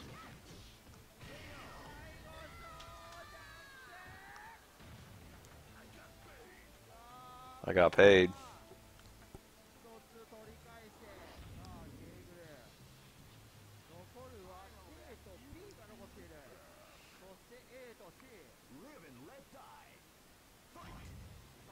Sakura was a bully to anyone. Sakura could trade her 3-frame Fierce with like 3-frame lights, and if she got that trade, she could link a low forward. That's not just a bully to characters with 3-frame normals, that's a bully. Sakura was a bully. Sakura was actually like a grappler, except instead of command grab, she had like links. Sakura had like stiff movement, bad movement options, and like poor zoning capabilities. And to compensate, she had like stupid plus frames and fast ass normals.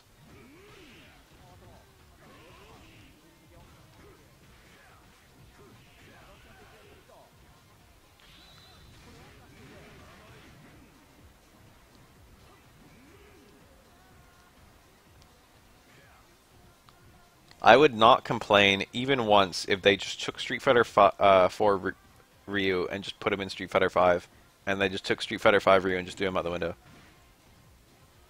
That would be a significant improvement to me. And I like most Street Fighter 5 versions of characters more than their 4 versions, to be honest. Well, let me think about that. I way prefer Street Fighter 5 Chun-Li to Street Fighter 4 Chun-Li, although I do think some significant things were lost. I generally prefer Guile in Street Fighter 5 to 4, and I played both quite a lot. I like the way Guile's V-skill works a lot. It's very smart. It's a very smart V-skill. It like completes his already complete character, I feel. That's pretty cool.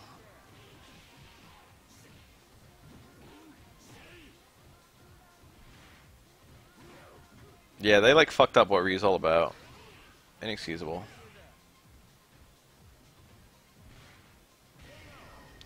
Who else? Who else just made the jump? Zangief. I don't like Street Fighter 4 or Street Fighter 5 Zangief. I don't like Zangief. Boxer.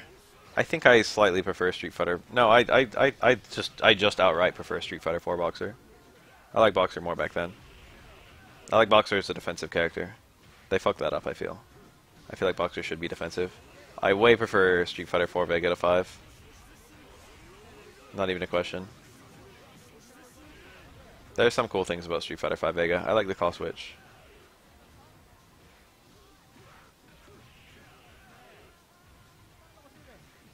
Shut up, you played Dudley. Until Ultra, I could literally hit crouch medium kick repeatedly to win for free against any Dudley. And then in, I think, Ultra, it was either A 2012 or Ultra, Dudley got a button that could actually beat crouch medium kick, and then I had to, like, I don't know, it was still good.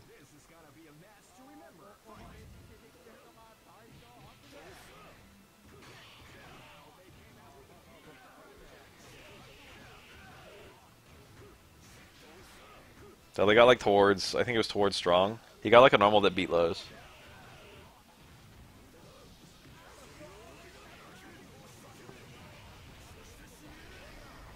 Ryu's parry is like everything that's wrong with Street Fighter 5 in one attack. It's literally like a fucking case study for like how what Street Fighter 5 fucked up on. It's literally everything wrong in just like one go, in one quick go.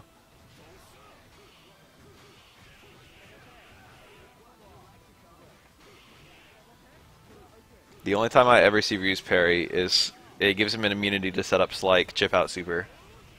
And it gives him a reaction punish against very, very specific reactable attacks, such as a charged Mika drop kick or a Kemi dive kick.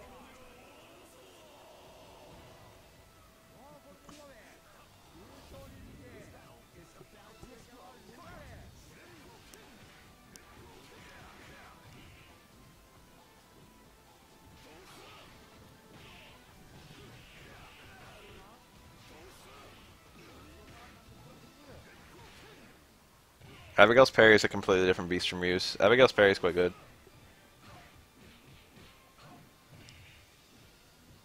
Abigail's parry is not like a third strike parry at all. Abigail's parry is like Captain America Shield in MVC.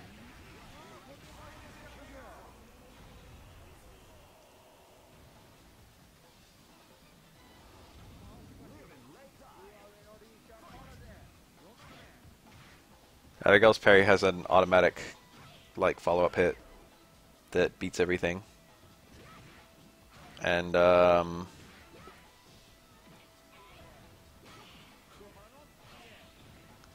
you can cancel it, so you can actually get big damage combos. You can do parry into EX, run into punch, and then literally get like a fat combo.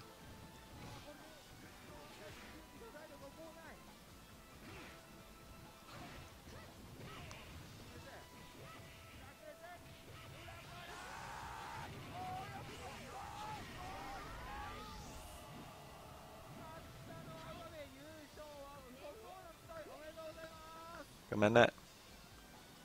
Oh, the video ended. Alright, please hold while I find something else. Please hold while I check my Skype.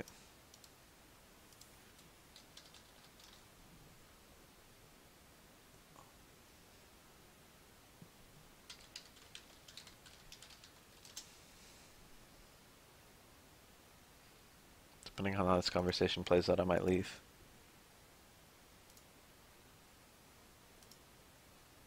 Ryu having automatic, I don't know. Ryu's parry could be really cool with very minor fixes. One frame startup would be quite good. Okay, I don't know why the hell this showed up in my recommended, but we're clicking it. There's no chance we're not clicking this. This is MK9 footage from Civil War 4 in 2012.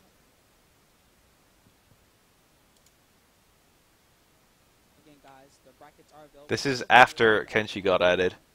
Kenshi getting added was basically the coffin for this game. Kenshi broke the entire game from the nanosecond he was added. And I think he was patched at some point, but the patches never scaled him back sufficiently. Depending on the character. Whiff Punish... Ryu's Crush 4 got nerfed a lot in Ultra. In I forget when it was, actually. I don't remember which version. He lost active frames, and then with punishing it went from being really hard to doable. But Ryu was like, that was everything for Ryu. Ryu like lived and died on that low forward. How well that low forward did in any given matchup was like how well Ryu did in that matchup. Let's not like act like Ryu was like a super imbalanced character in Street Fighter 4. He was like the most balanced character in the whole game. I think they fucked with it twice, but I don't remember what exactly, when and what the fuck ups were. The fuck withs.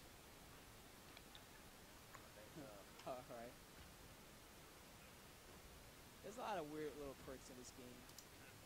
Like glitches out and starts acting up. It's crazy. I really don't know much about this match, but knowing the character that Kenshi wants to stay out, it looks like Blackula wants to get in there. I understand why they nerfed Ryu's low forward, but they shouldn't have.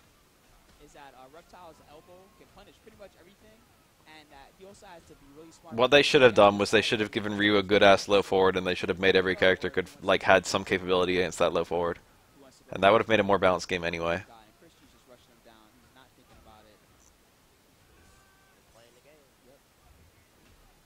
See, elbow dash punishes so much stuff so cool. Yeah, it's a tough match for Kenshi for sure.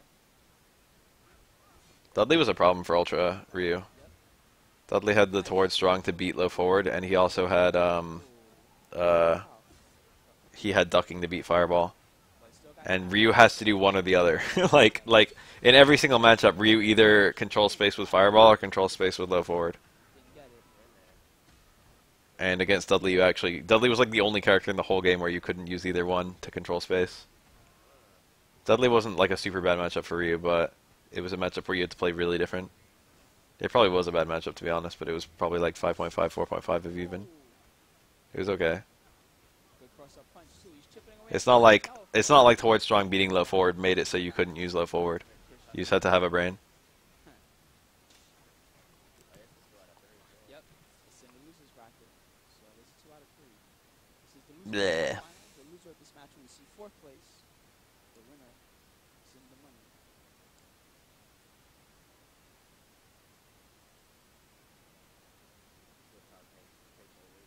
Yep, he plays the winner of this match. Nice reflect. What?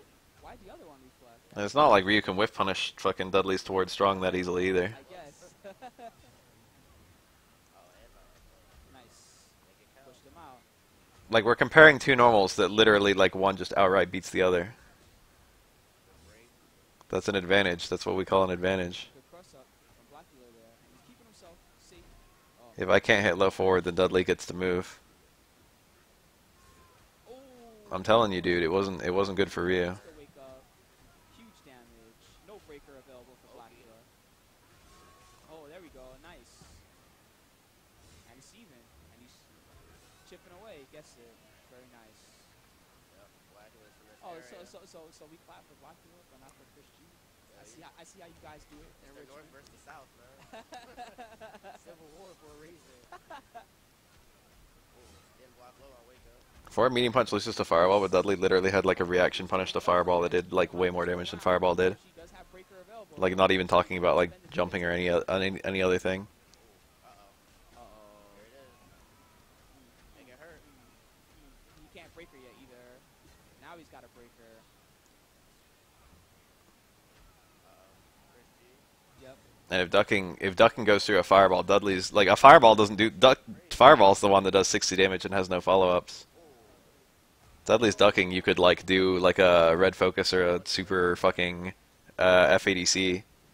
You could do like ducking upper FADC dash in like I don't know something jab. Stop. He's gonna jump I forget the routes. and like light me up with one of the Civil War swords. Not that it was usually worth doing those things. I think ducking follow-ups did more damage than Fireball anyway. Ooh. Entire uppercut. Street Fighter. Nice. Just keeping him out. Chris Not being able to rely on Fireball already sucked because low forward had a lot less range than a Fireball naturally. So Dudley could just get closer than most characters right out the gate. Blackula should have won that exchange there. It looked like he had priority. He jumped intently, like knowing that Chris was gonna try and jump. But nonetheless, yep, you gotta react. Damn, Fireballs are already really risky even if the character doesn't have a response to them, to be honest. Fireballs were well balanced in Street Fighter 4. And Chris is just going nuts. He wants to be in range of that elbow dash that he can just throw it out there. He knows that Kenshi's punishes are not too huge up close, especially without bar. Oh, see? Yeah, you didn't even punish. It's hard to punish that move sometimes, man, especially for Kenshi. Ooh, that was a sick anti-air. Nice. Blackula jumps away. Blackula's on game point right now. Yes, he is. Kenshi. That was that high. I don't know if this game had a quick restart, Ooh. so probably Injustice 1. If this game ever had a quick restart, it was added. I don't think it was there at release. I think it was added later on. No breaker available for Blackula. He's got to take it. Ooh, he spins the bar. Ooh, yeah, Jazz has huge hitbox. But really, it just depends on the two people. It does. Back in the corner. Oh, the armor. Oh, good break. Usual in this game was cool. Gets the punish off the EX. Doesn't go for the slide after it instead. Ooh. Wow, Blackula takes it. Blackula wins. Good stuff. Whoa, this one says Tom Brady. So Chris.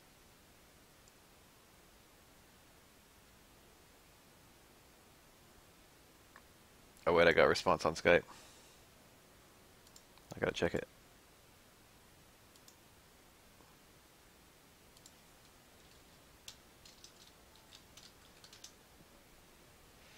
Oh, no, I'm not leaving.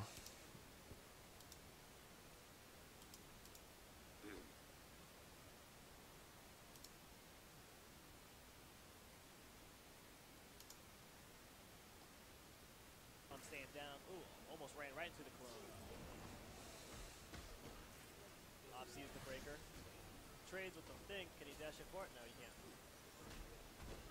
Elbow rush, gonna catch him. Tom stays down. I would actually really like if I was thinking that I was playing Marvel today against Plum. Up the force ball. It was Plump's first time playing the game. Plump's the kind of guy who buys like a fighting game and then just plays training mode. Second force ball. Ooh, unable to punish him. It was Plump's first time playing the game, and I played against him. And I was thinking like, man, fast rematch would be nice. Hart taking the first round. Tom landing into that force ball. It's different when someone's next to you versus when someone's, you know, on the internet Charges him. and you're doing Goes right in.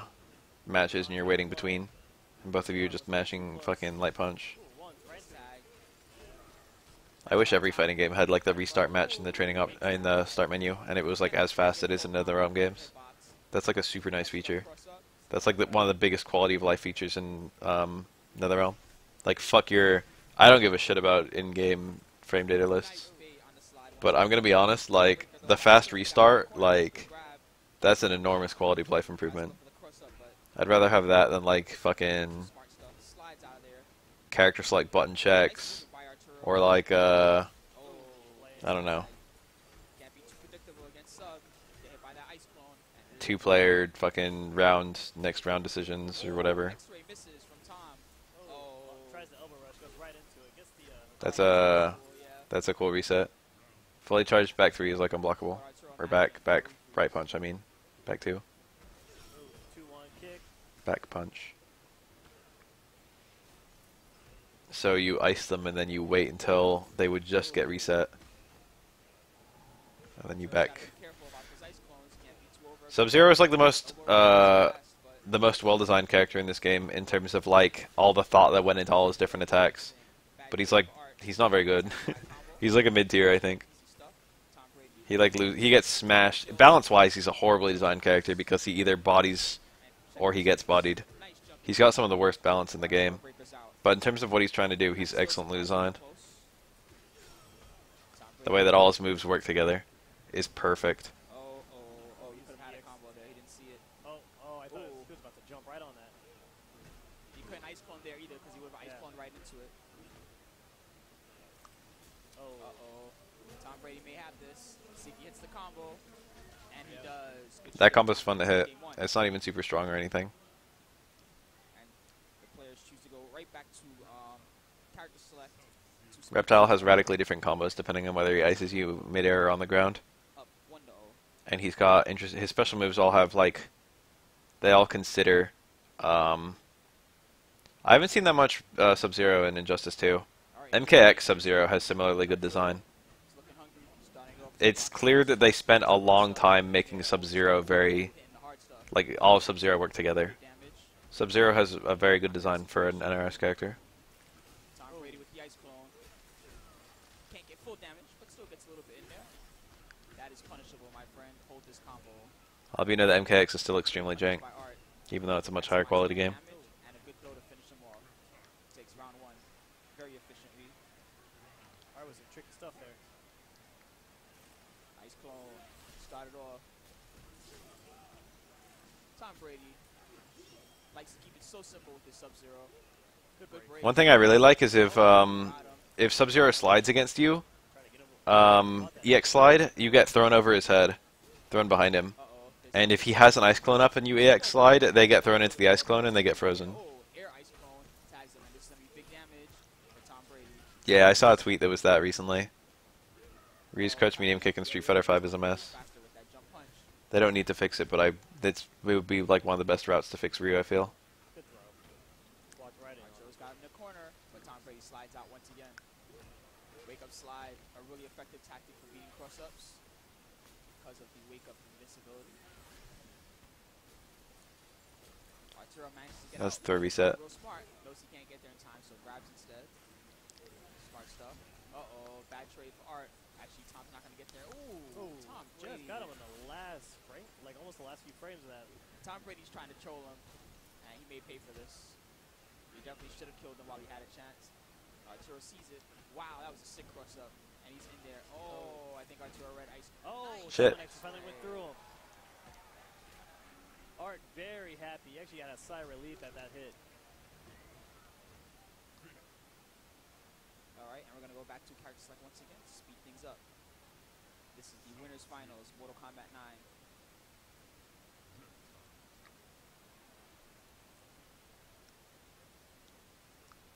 Oh, my bad. Sorry. Good shit. Right when Arturo gets The thing about Ryu in Street Fighter V is that he probably takes less of a brain to play than he did in Street Fighter 4, to be 100% honest. right now. Good load free. So is Tom Brady, though. There's like fewer things to consider. In there. Most characters, there's like different things to think about, but just Ryu, there's just flat out, there's less things to think about. Scenarios where you had stuff before, you don't have stuff anymore. Ooh, catch him with the sick. Like, you didn't have a whole lot of combo routes as Ryu, but you had enough. But in Street Fighter V, I don't know, it's There's not a lot of thinking in Ryu. I don't think he's. I mean, obviously he's weak. Full bar. Arturo, I don't think he's like, oh, you can just be a good Ryu just right out the gate, or anything. he's gonna get another breaker. It's not like he's simple like that. Good sweep. Not simple enough that you can just be good right out of the gate with him. But I don't know. There was. I feel like there was more as a Ryu player in Street Fighter 4 and 5, at least casually. It seems like there's a lot more to think about with Street Fighter 4 Ryu. It's a more tactical character. He's still very not tactical in both games. And Tom Brady has some good reads early on in this match. In there. No, but Ryu, like even in Street Fighter 5, Ryu has especially not a lot of thinking. Ryu is not a thinking character. Ryu has no room to think. The corner. Oh, no. Ryu has like no like capacity to think in Street Fighter 5. There's no scenario to think. Oh, Tom could have punished that actually. Yeah.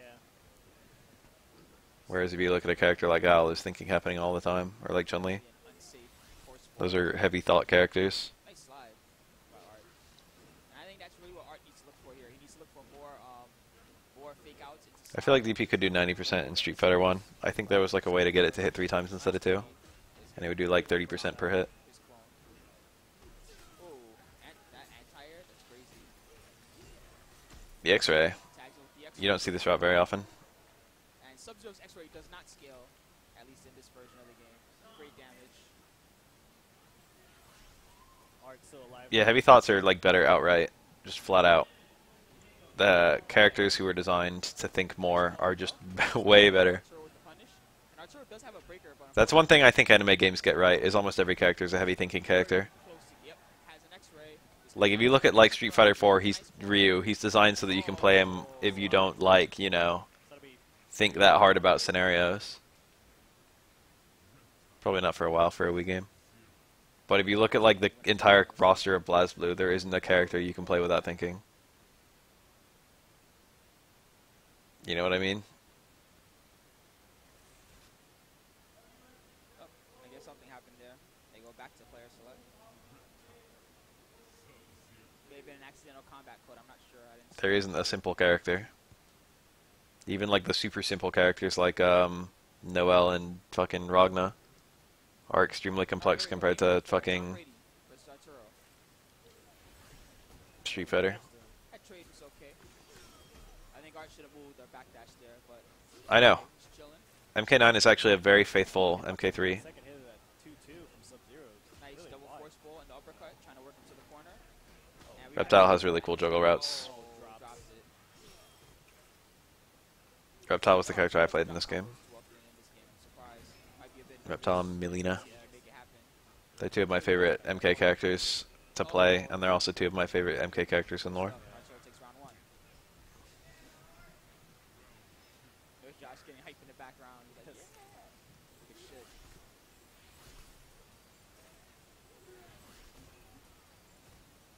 Arturo willingly taking that. There we go. Jumps back to get out of there. Wow, that was weird. Did you see that? Elbow Yeah. rush like completely whiffed.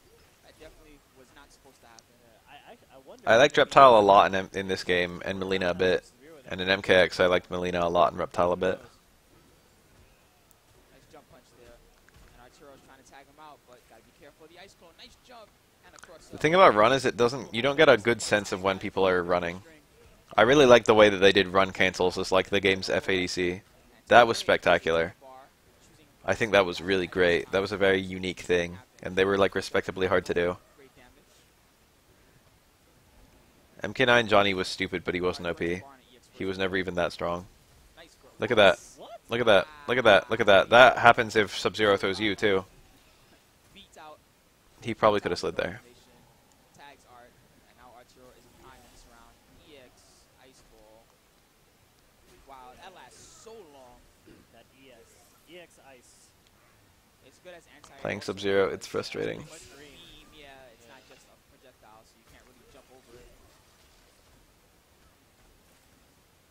Nice by Tom. Clean setup.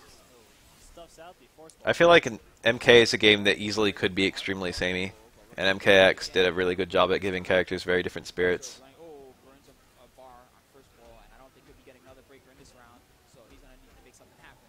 Drops his combo. Oh, lands on it. Come on, Like if you're playing like Johnny Cage versus Jax, they feel like they're from completely different games. Content to chill on his side of the screen, chuck some stuff. He knows he has this match firmly under control. There it is. Nice X-ray and reaction to the force ball. I want to see some Cryomancer sub. Well done. Arturo Sanchez. Let's first find some Tom Brady MKXL. For his next. Or MKX rather, because I think he stopped before XL. Oh, is this that one? This might be that one. This might be after the big buff. There's a patch where Cryomancer sub got a command grab. I don't think it was the MKXL patch. I think it was before that. Oh, Unbreakable. Curious. Unbreakable is okay for specific matchups, but it's almost universally regarded as the worst Sub-Zero variation by far. Grandmaster sub is the only one that can make Ice Clones, which is a really big deal. That is an enormous deal. Sub-Zero is fully balanced around Ice Clones, so if you lose Ice Clones, you lose a lot. Alright, what is this? Alright, I'll click on this in a second. I guess, you know what? Fox just wanted to make it interesting. We don't know what he's thinking right now, and to be completely honest, for all we know, he knows something we don't. But Tom Brady taking the first round. He has secret. Watching Sonic Fox play this game was a delight. Remember the Perfect Legend 13-0? 10 out of 10. If he's going to stick with Unbreakable Cell. Well, he's got 13 games. He's got a lot of room to play with. Very smart block by Tom Brady there. Going with the back 1-2 ice ball, and here comes the hard knockdown. Cryomancer sub had really good normals to compensate for losing the, Block off the 1-2. Trying to go in. Wow, grabs him out of the EX clone. nice. EX Fireball destroys fireballs on the way over, which is very odd for a NetherRealm game. It's like a Street Fighter Fireball, Street Fighter EX Fireball in a NetherRealm game. Except it leads to a full combo. Cryomancer sub had better normals to compensate the lack of Ice Clone, but the loss of Ice Clone is so fucking big. Get in trouble, gets opened up on the back 2, have the break. Gets hit by the slide. Brady looking to take the first game. Just missing. Gets hit by the slide again. Is he looking to chip him out? The back 3 threes. Sub-Zero got some new special moves in this game, and they're perfect. And that's it. Brady takes the first. You can do down back punch, down back, I forget the button, light punch, front punch. I think it was down back with front punch. You could do down back one of those punches, and it did a blast, and it was like a kind of reversal. I think you could reversal with the EX one. But it blew the opponent away. But if there was an Ice Clone on the screen, it would destroy an Ice Clone, which would, it had a really big hitbox and good damage. No, he's got Hollywood. I see the shades. Yep. He's got Hollywood. Yes. Hollywood Cassie Cage, and he's got the Incinerators on point. Let's go. I'm hyped. Alright, so now let's see what he could be able to do. Oh, he's looking for a slide. Those combos are really hard for Cassie on some characters. I think Sub-Zero is one of the characters they're pretty easy on. However, there's But I hate her backflip into run forward. It's actually pretty specific. He wanted to go for that kill, but Fox is very smart to stay on him with that. now after the low option, he went for the EX card wheel to make himself safe. That blast, you get combos out of it in the corner. That's the blast. Go forward 1-2, hard knockdown into the clone. Brady is fairly comfortable in this matchup. I'd say it's a tough 5-5 because you can't just go with your normal game plan. You gotta respect the opponent. But if you have your Incinerators on point, that helps a lot to do with that. Balance may be hurt And this is exactly for Injustice 2. the style that I'm talking about. Normally, you get some early dominant characters in a fighting game, and then the slow burn characters kind of start showing up. You saw that with MVC I pretty easily, if for a recent example. Like, there were some characters that were really common early on, and then, like, characters like Strange have been kind of creeping in, you know what I mean? And, like, Rocket wasn't really a day one successful character, although he showed up pretty early. A lot of damage in the standing reset, drops the back one. And a lot of the characters that people thought were super strong early on, perhaps like Zero, haven't been having that good of results, so, you know, they've been dropping off a little bit. 4-3-4 to keep it. But that never really happened with Injustice 2. Fox taking round number 2. It's happened a little bit, but like for a very long time early on in Injustice 2, Back 2 string, this can do some serious damage. there was just like massive character stagnation. Did it, but Tom knows about that. He labbed it and he made a video about it. And there we go. Every single person was playing fucking Before it expired. And here we go. Deadshot, Superman, Backdash wants, he knows he wants nothing to do with Aquaman, Black Adam, decisions. This is going to force Sonic Fox. Harley Quinn. There were like 6 characters where there was just a butt ton of them. That had to been input error. Brady had to break there. And that was like the entire like first like half a year. And that's going to do it. It's just those characters. And then there's a lot of low tiers. Normally it's like, you know, people think a character might be low tier, but then some guy just shows up and like plays really well with them. MK is older. NetherRealm games are not like that, but it's because they were really quick to patch. So it's like hard to say. NetherRealm didn't let that happen. But NetherRealm got told off about patching quickly, so they kind of patch slower. Oh, got caught pressing a button. Here comes Sonic Fox.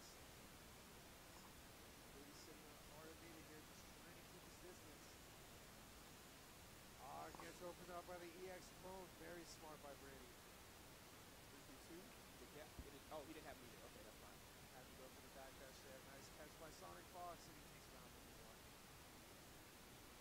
There seems to be that Sonic Fox is starting to adjust a little bit, especially with the change. That sounds nasty as hell. Doesn't block the ice ball.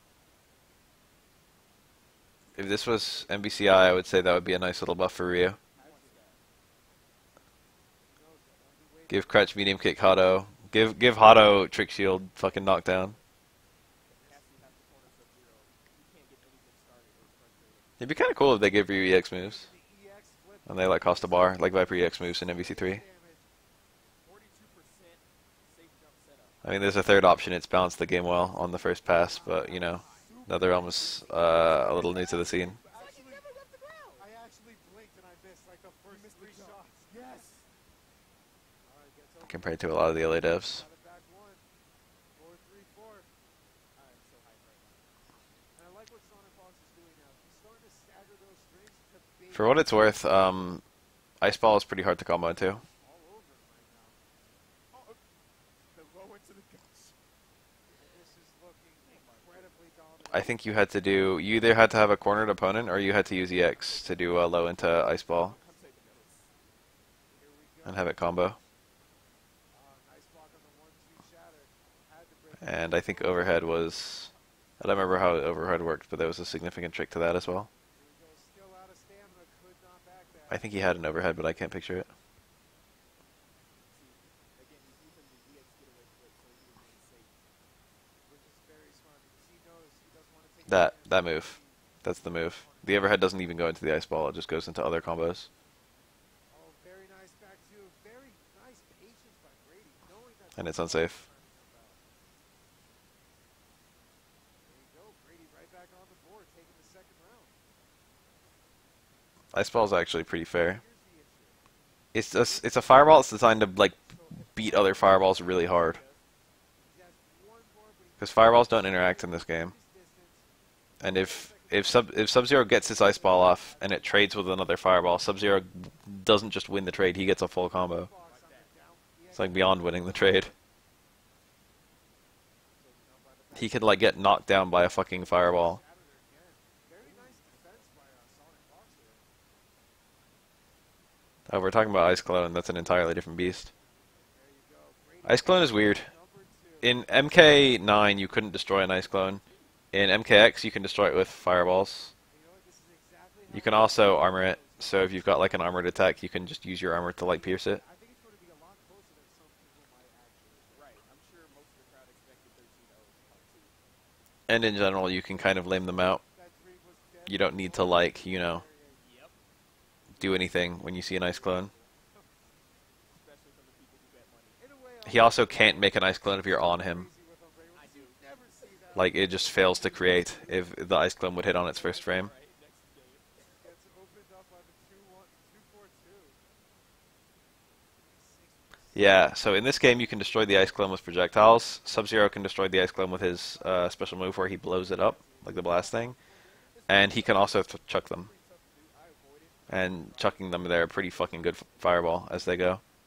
They're a more traditional fireball than his Ice Ball. They start up faster, although it's still slow. Sub-Zero doesn't have a fast fireball startup anywhere. EX fireball is the fastest, and it's not even that fast. Breaks the armor Um. Oof. Brady's in a lot of trouble. One long guess. Very smart blocks. Down two. Punish the style. Very nice. Throwing them, you can steer it a little bit when you throw it. I don't think he could originally do that, but he can do it now. And, you know, he can just throw it anywhere on the screen, which is nice. Does quite a lot of damage. Nice conversion off the back one, too. Already in Cassie's pretty neat. Cassie's damage is garbage, God, the anti-hair but she's back got a heel. restand, which is pretty cool. And, her mix-up is pretty good. She's got a safe... It's nice how it works. She's got... I think her lows are always unsafe, unless you use meter burn to, like, make them safe. And her overhead is safe if you do the TC, but if you try and get a combo bigger than the TC, it's unsafe. She's got like a nice low overhead mix-up. She's got a really fast low and a really fast overhead. But there's a lot of considerations to make on how the risk-reward of the low and the overhead. So he has no problem staying full screen, even if he doesn't have the light. He's going to wait for Sonic Fox to make a mistake. Block button is just how used to it you are. Unfortunately, that was a punish. There you go, Fox taking round number 1. An identical metaphor can be made for back to block versus button block as one button throws versus two button throws. Yeah, ice clone throw, it depends on where he throws it, but it can go real high. It's real high always. 34% meterless. That was very nice patience. He was waiting for Brady to press. I think if you armor through the ice clone, it does no damage too, which is nice. Although it does consume your hit of armor. Back one in the flip kick. Wow. I think literally everyone, or very close to everyone in this game, has a projectile. So it's not a big deal that, like, oh, you can use a projectile to destroy the clone. What if you don't have a projectile? So good. It's going to help him out so much. Almost as an anti-air. There you go. Going for it, 2 into the slide. Keeps him into the corner. Fox gets pushed right into the clone. Back 2. Brady has all the momentum in the world right now. If you look at traditional NRS, if you look at traditional Mortal Kombat sticks, they have quite a different build than Street Fighter style 6 or 8 button sticks. Oh, and The button, it's usually 6 buttons in Mortal Kombat still, Fox didn't have stamina. but they have a different shape. It's like an X and then one to the side. What's it going to be? The block button is usually the centered button, and then front punch. Ooh, nice. Front punch, front kick, back kick. Very nice composure by Sonic Fox going up 4-2. Invincible. Yeah. 4-4 again. 18%. 4-4 again. Oh, you went 4-3. That's fine. That's a roll. That's the overhead stutter, I think. Safe if you do the TC. 4-3-4 his way all the way to the corner. Yep, that's what he's still doing.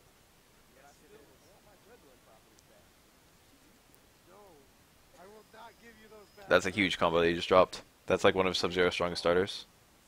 Buttons into blast with an ice clone hitting. He gets a juggle out of that. Sub-Zero, like most of his combos are weak as hell, the practical ones. But you can be put into a scenario quite often where he has one of his impractical, like, juggles. And the impractical juggles do a hell of a lot of damage. They're not really impractical. The thing is, like, they're impractical in the, if you're looking for any given one, you'll never see it. But he's got so many impractical juggles that, like, you'll probably see one or a few of them. If you know what I mean, if that makes any sense. That's overhead into, ooh, the cross under. And he lost! And the reversal flip kick. Cassie Cage, you're never out. You're out.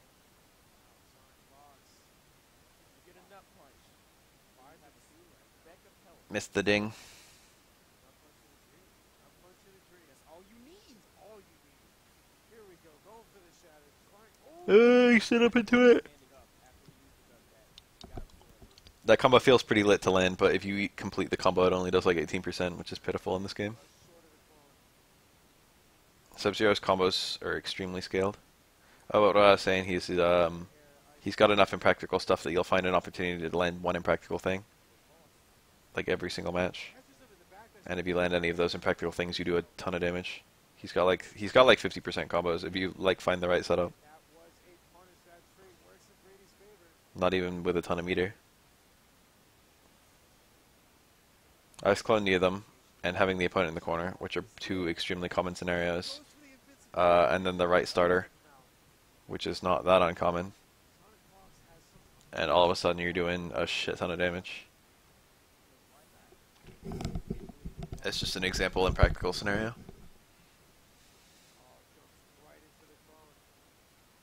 So that was a completed combo that did 15. I think it is coming to PC, yes. I think that was one of the announcements. Look at all that damage.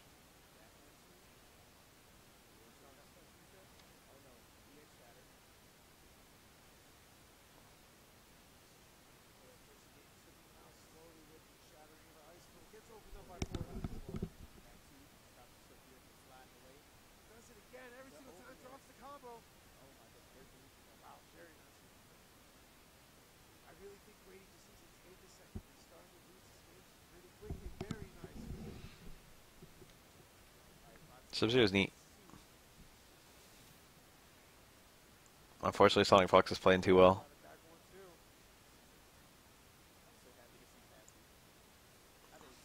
That's the low starter. The low starter is harder to make safe.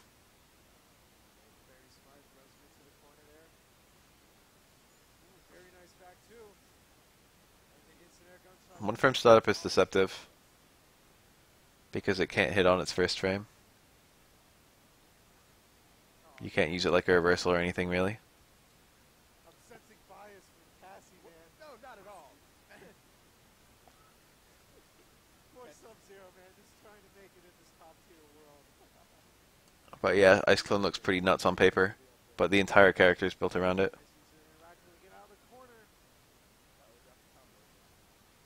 Sub-Zero started quite balanced in this game, and then fell to shit once they added new characters. Because they didn't try to make the new characters work against Sub-Zero. And by that I mean the new characters all bodied Sub-Zero.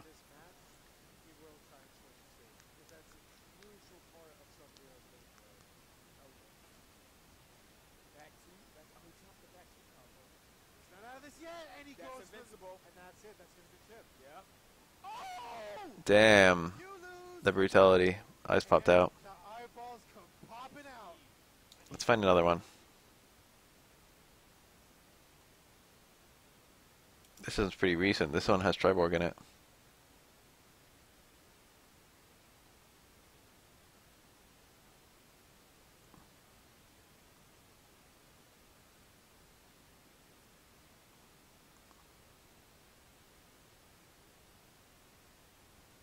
Triborg is probably my favorite character in this game. Which is weird because I was not very fussed about him. I was like, oh, it's just a legacy character that I never really cared about. But, I mean, I do like the robot ninjas. And they did a good job with them.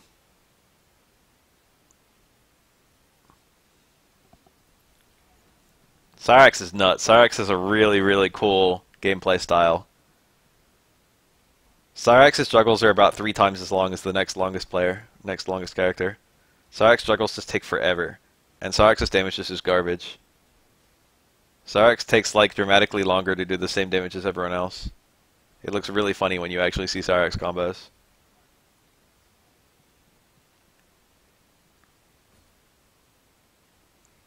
The thing about Triborg is that all 4 of his variations are extremely unique. That bomb is real good. Oh, here we go. It begins. Oh, never mind. Doesn't begin.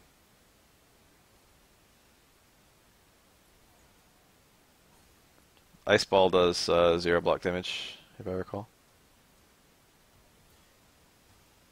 Oof.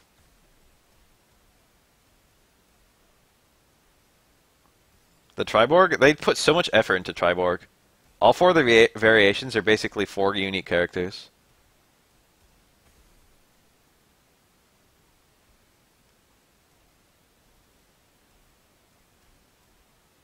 Damn, Tom Brady played mad good. I love that you can keep on doing combos on opponent after you've already like depleted their health bar in this game. That just feels amazing. You can complete your combo on your dead opponent. I've played a couple fighting games that let you do that, but not many. There we go. I went too far.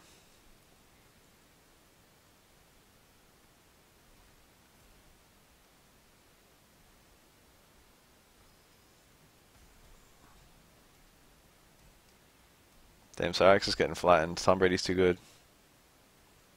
This footage is only a year old. Yeah, here we go. That was fairly short for Cyrax standards. That was like the same length as like a normal combo. From like any other member of the cast.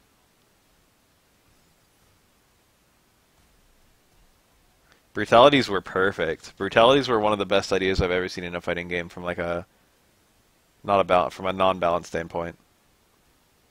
He's gonna break this.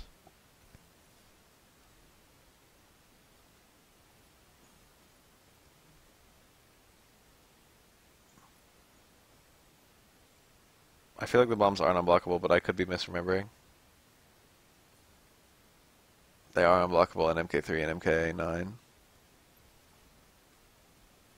That was a blocked bomb, but it wasn't the right bomb. My man Cyrax can't do anything. He's helpless. Oh my lord. Dropped this last hit, but the damage was done.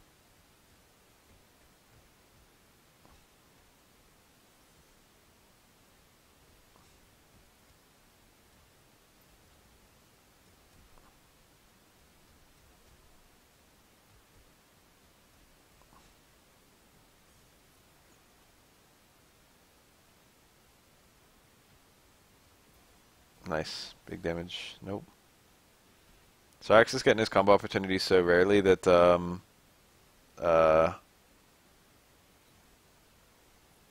he's getting broken for all of them.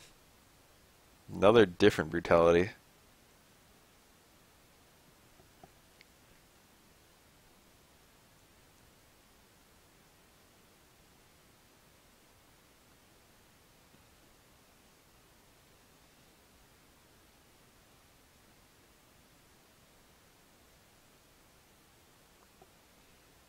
I want like after watching this guy try and play Cyrax, I want like a better Cyrax.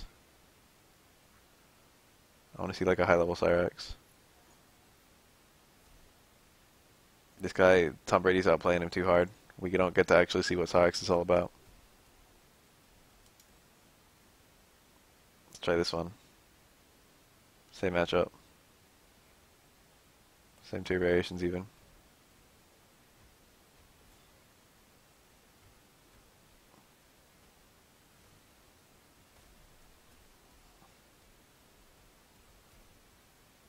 I don't know. That's a hard question to answer. I feel like every variation was explored pretty hard by MKXL.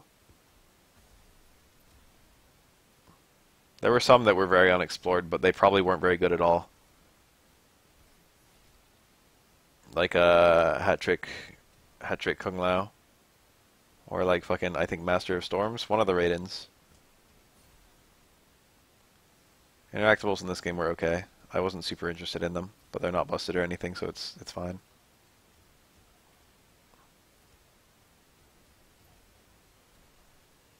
That was tight. Pretty powerful combo. Here we go. Oh.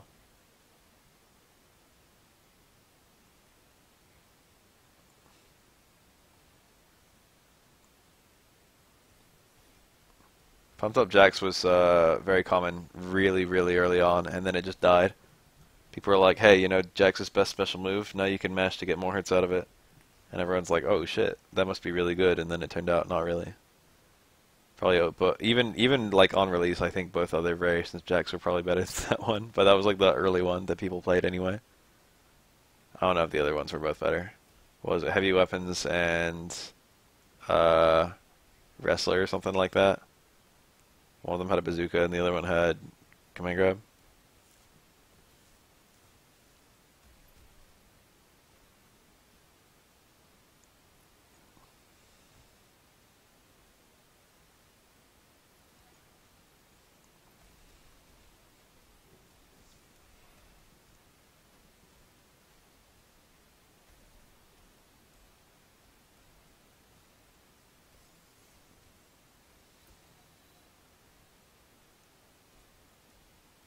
I love air to airs leading the full combos. It's one of my favorite things about this game. That's fun. That's a fun thing to play around with. The Cyrax is doing a really good job about the ice clones. His movement options are on point. Nice. Shaolin Monks 2, Ed Boon has said he'd be completely okay to do a Shaolin Monks 2 at any point. I think at some point he confirmed that they had like ideas if they ever did it, but those ideas are probably out of date now that they've reset the universe. Love these combos. These combos are so tight. He cut it a little sooner than he had to, probably because he won.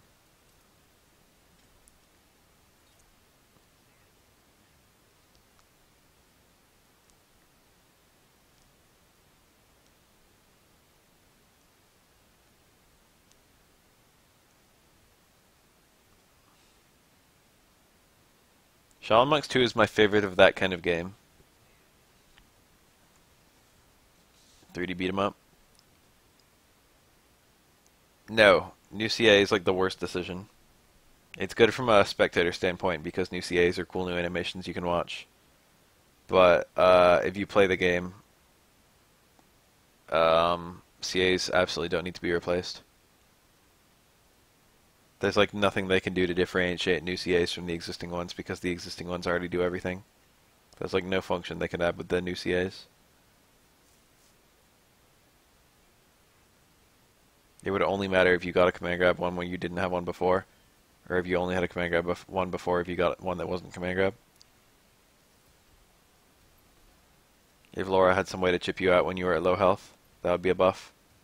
But like there's not really anything you can, there's not like another super you can give Guile that he would care about. Rain in MKX, I mean technically I remember him.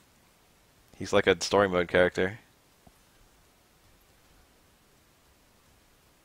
He's like barely in the game.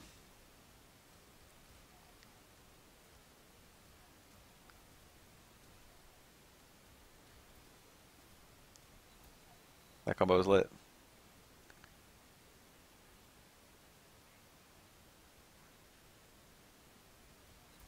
This RX is mad good.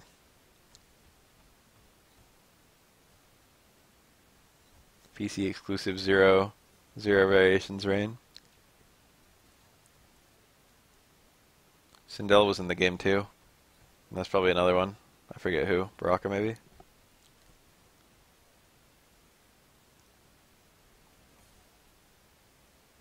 There are a few characters who you fought in story mode who weren't playable. They were like all MK9 characters. And they were basically just rips of their MK9 versions with nicer models.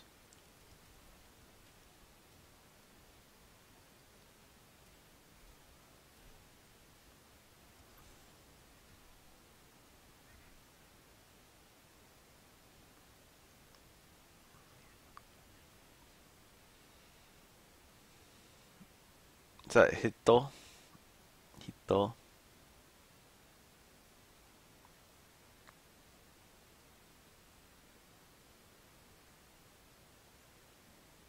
Baraka is just the Toad of the MK universe. Fight me. Look in your heart, you know it to be true. Baraka is Toad. Baraka is a character who is also a species.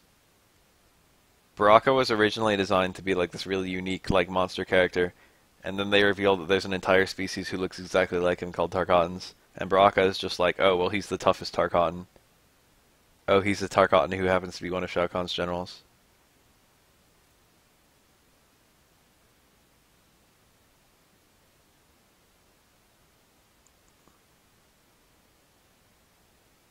What was originally quite a unique character became completely like shit on by the lore of the game. Baraka went from being the most unique face of the roster to being a literal who.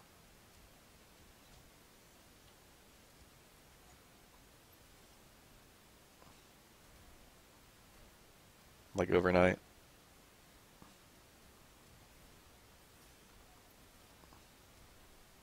It's especially weird in Shell and Monks, where there's an ass ton of Tarkatans, and one of the bosses of the game is Baraka, who looks identical to all of them.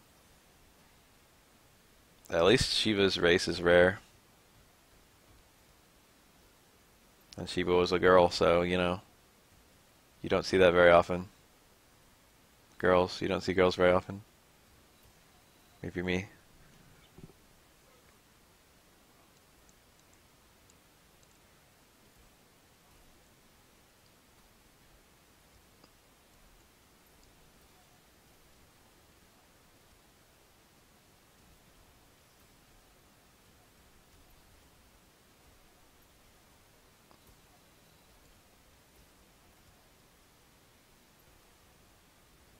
Goro is actually quite a cool character,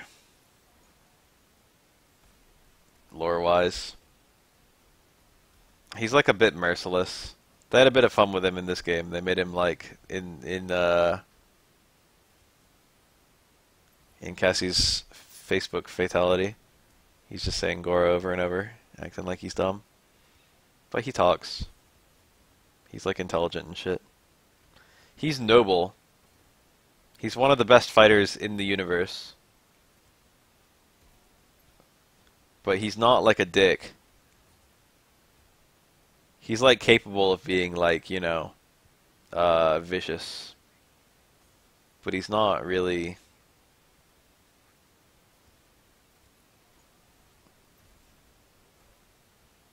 He doesn't just do evil shit to be evil. He doesn't even really do the evil shit that much at all. He just works with Shao Kahn because Shao Kahn, like... Shao Kahn showed his species favoritism. Yeah, he's Wamu. Goro is literally Wamu.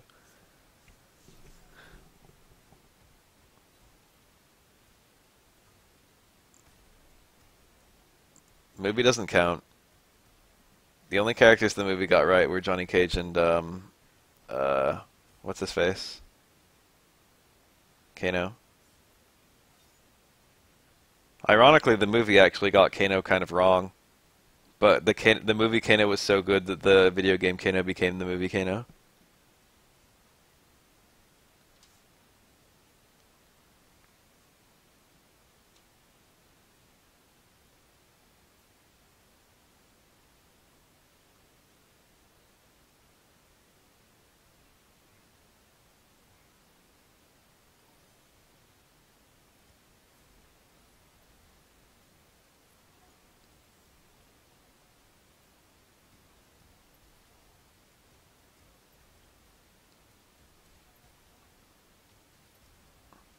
Love these combos.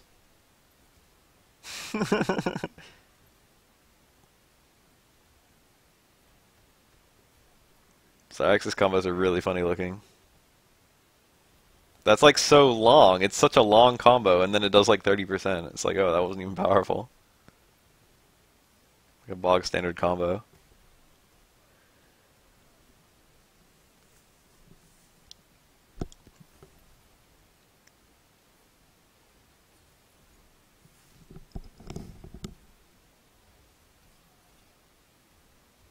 I keep thinking I hear my cat downstairs. I feel like he's probably trapped in the garage or something. I'm gonna go downstairs and look just in case he is.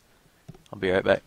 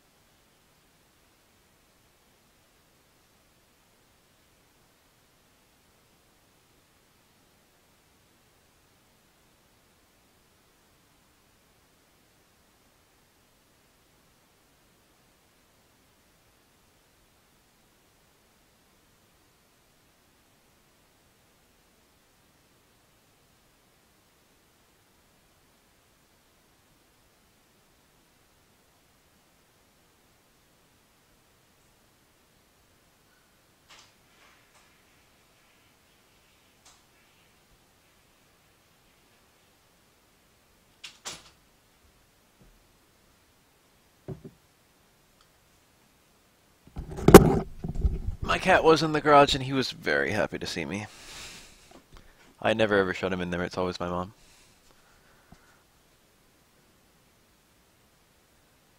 Alright, who's like a really cool MKXL character? Oh yeah, it's just Sub-Zero. Whoa, this one's a Triborg mirror. But Triborg mirrors are never really mirrors. Triborg mirrors are mirrors approximately 1/4 of the time.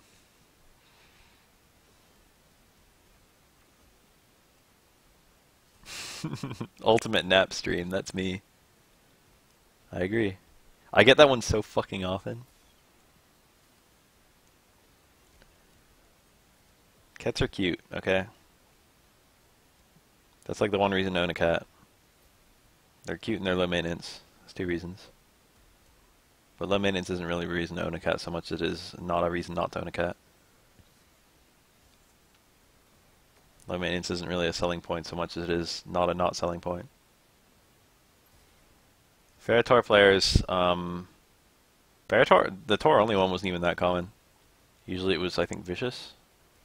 I don't remember the names of Ferrotor's variations.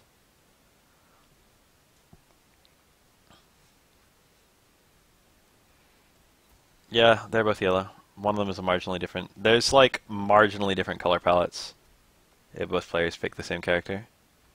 And I think that also goes for Triborg and his variations. It might be the highlights that change.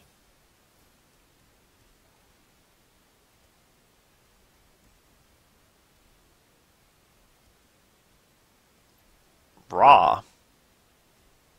You can actually attack a juggled throw. But that was a throw to prevent the breaker. So he probably was just looking for a breaker.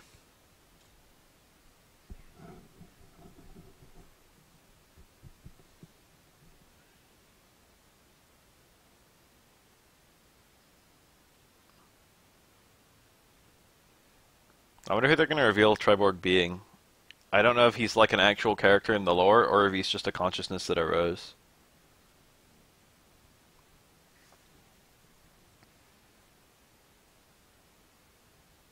I would actually be okay if it turned out that Triborg was just Sector, and he just got the other ones.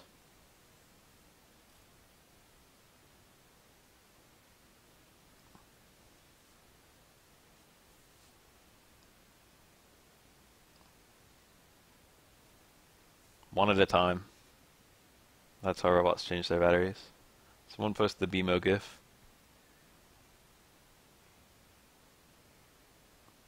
Cyber Sub-Zero is pretty cool.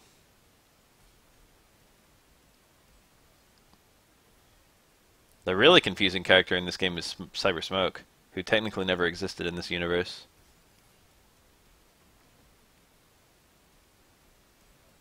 In the original universe,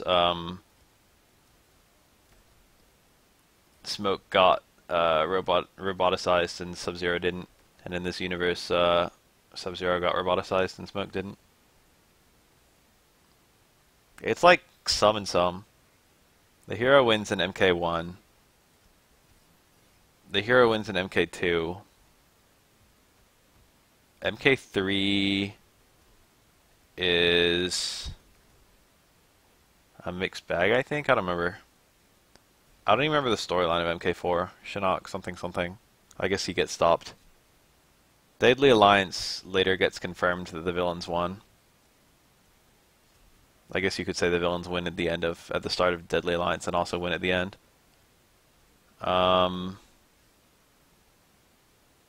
Deception, the heroes win. Armageddon, the villains win. MK9 is a very mixed bag on winning versus losing. Earth isn't destroyed anyway.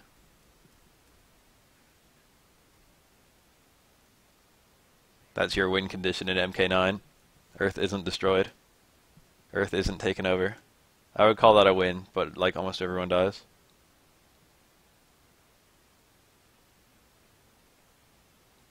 We won't really know who won this game until, I don't know. Earth isn't, that's the thing about MK that I think makes it especially interesting. In the first 3 games, it's Earth that's in danger. And then from like MK4, I think onwards, or at least MK Deadly Alliance onwards, it's Outworld that's in danger.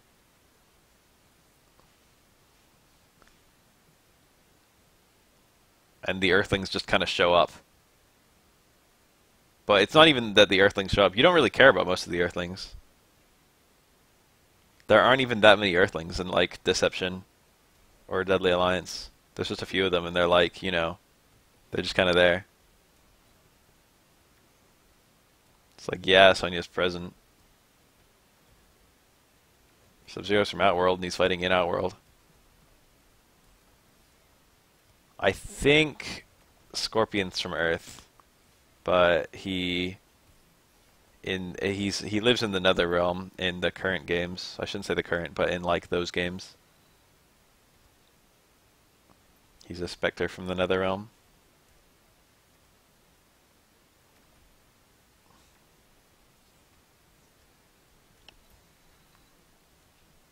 All the characters, and like if you look at like Shujinko, he's an Outworlder. If you look at like I don't know, a lot of the characters present are just like not really. There's no concern for Earth safety in most of the games.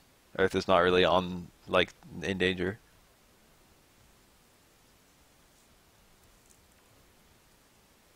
Will he always be a regular Japanese man?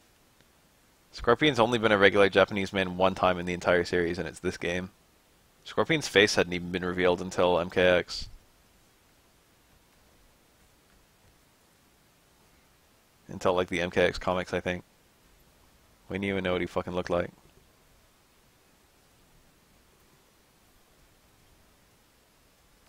Yes. Shujinko literally means protagonist. It's a no-shame name right there. Like those two projectiles lock each other down for exactly the same amount of time. Balance.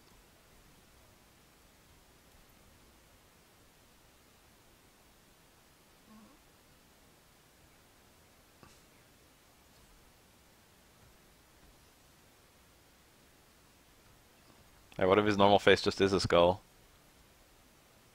I like that. New fan theory.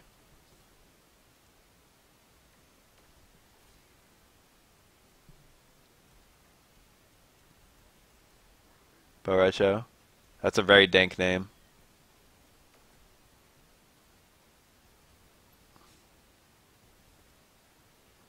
Spelled all Chinesey, but it just means drunk. One day these days I'm going to do a playthrough of MKD Conquest Mode on stream. Alright, can the Thunder God not pronounce his own name right, or can we not pronounce the Thunder God's name right?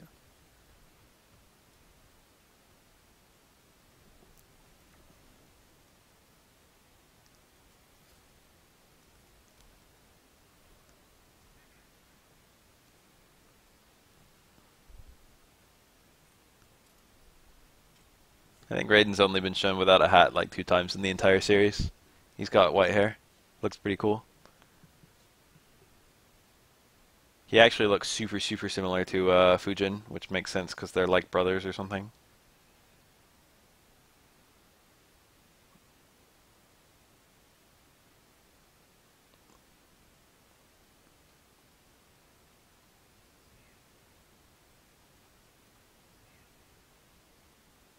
So for most characters, there's actually a way to pick them with no variation, and that makes them the shittiest possible character. Like, you get none of the benefits of any variation, you just get all the fucking weaknesses. Or I shouldn't say the weaknesses, but like every variation has variation-specific moves, and you get none of them.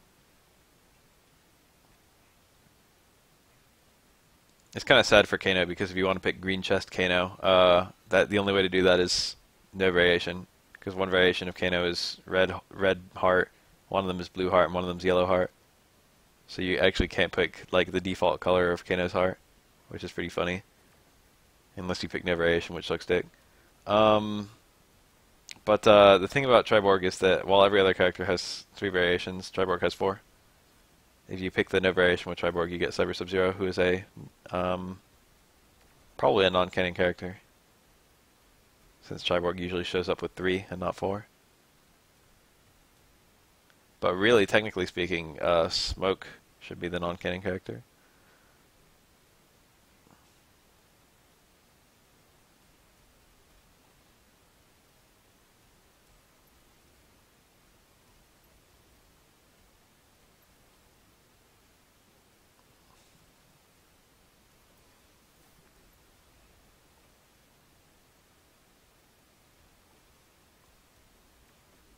Yeah, the character named Triborg, there's 4 of them. Should be Quadborg.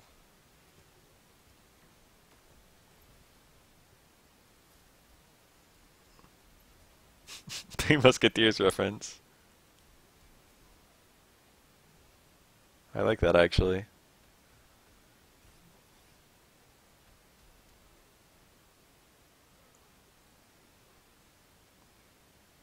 Sector is probably my favorite. No, probably Smoke, and then Sector to play, and then Cyrax, and then Cyber Sub-Zero.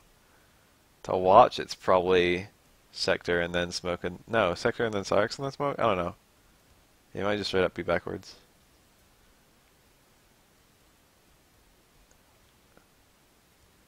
I mean canon in terms of whether this robot that took over this body can turn into Cyber Sub-Zero. Might not be canon.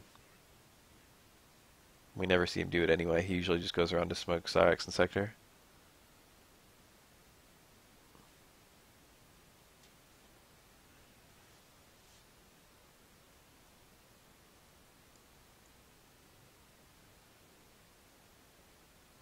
Smoke never turned into a robot. Smoke was never roboticized. Smoke got killed. Smoke is dead.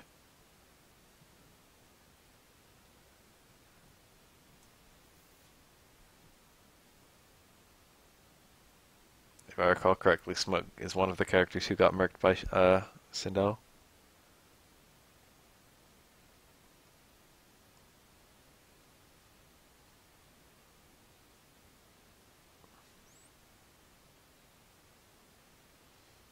Oh no, it ended. I want Sonic Fox. Sub-Zero. I want his Cryomancer sub. It's dank. This is an hour and 10 minutes of it.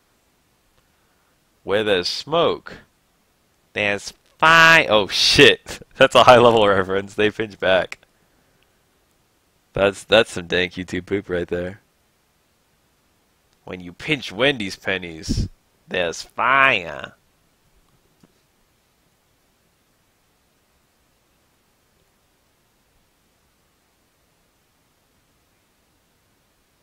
I've seen a few YouTube poops in my day.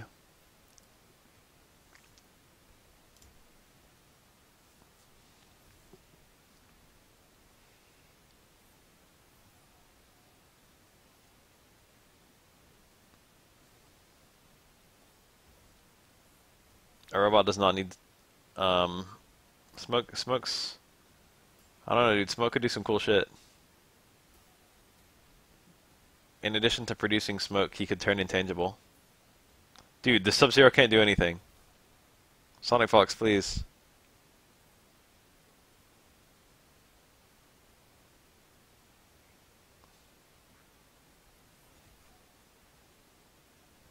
I wish Sub-Zero, I mean not Sub-Zero, I wish Luigi's voice wasn't so hard to do. The fucking Super Mario World Luigi. Because he had a perfect voice, but it's really hard to imitate. That's Mama Luigi to you, Mario!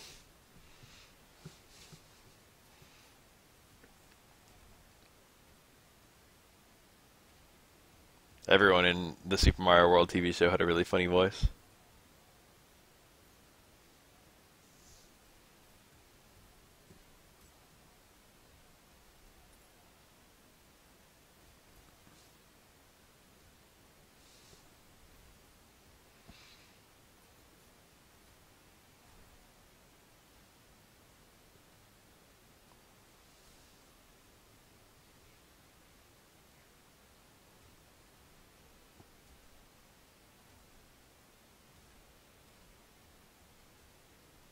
My imitations used to be really bad, but I've worked on them, and now they're okay.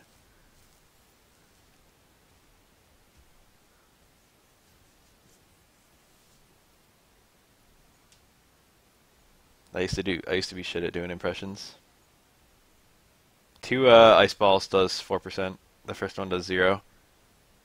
There's a special property of ice balls that if the opponent's already frozen, instead of doing 0 damage, an ice ball does 4 damage. It's not both of them doing 2. I guess they wanted to make it so it wasn't completely unrewarding to do 2 ice balls. In old MK games, if Sub-Zero tried to freeze you while you were already frozen, Sub-Zero would get frozen, which makes no fucking sense.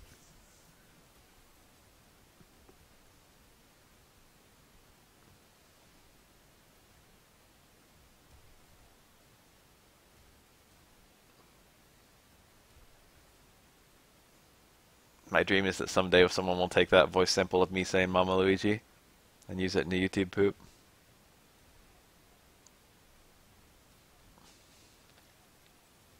My favorite is the fucking football.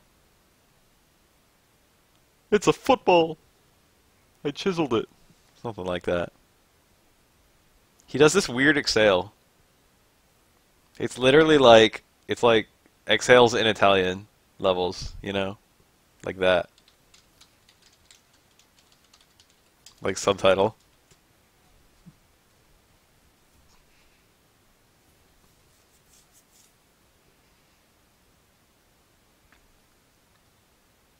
Moans in Spanish.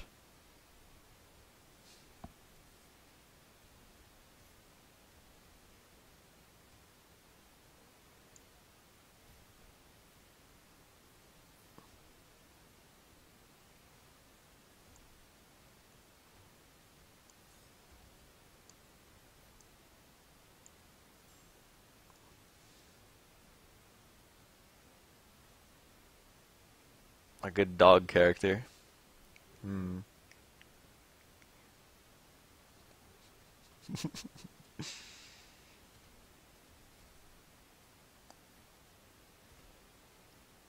Well, what are you waiting for? Throw me a pass. Mario's voice was really hard to do too. That one was worse. And it's not like my Luigi one was that good. That entire like little interaction between them of him making a football and the stupid fucking words they say to each other is so hilarious to me, but I can't explain why. It's such a stupid little like interaction between Mario and Luigi.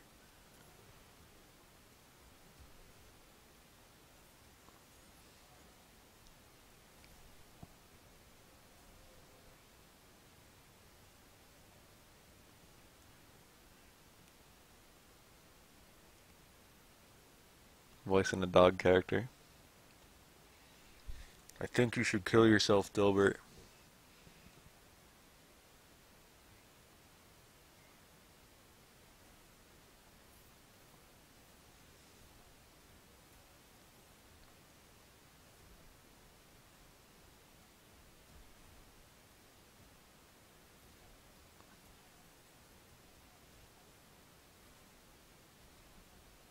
I feel like I always kind of wanted to play Pokken.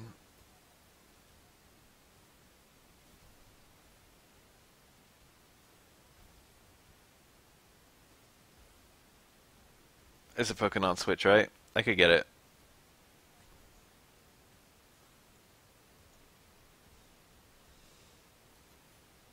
A command grab does so much for this character. Especially a command grab that you can cancel into any other special move.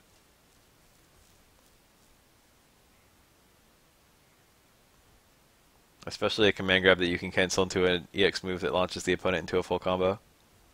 I don't even know the roster of Pokken. I can't choose a character. I only want to fuck the fox as much as everyone else wants to fuck the fox, I promise. No more.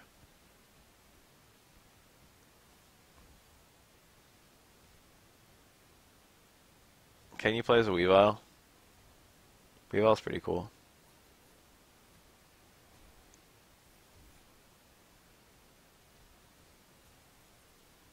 You can play as Machamp. Machamp is cool.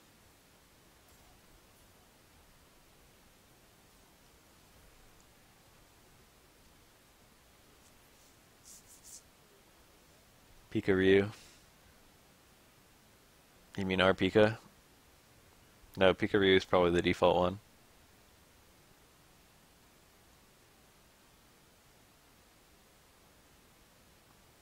Our Pika makes me laugh every time, especially because it's a female Pikachu. I think there's a Gengar, right?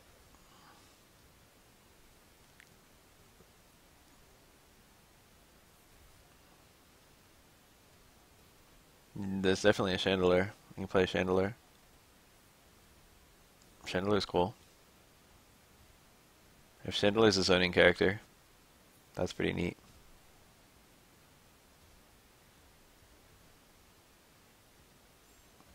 Hey, Hachu.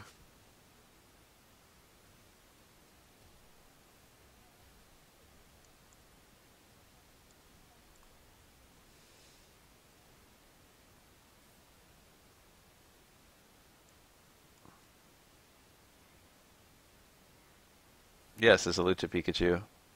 That's our Pika. Rainbow Pika.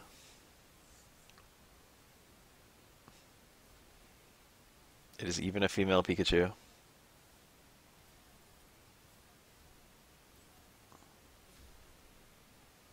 Well, look at all these Lucarios there. I like Lucario.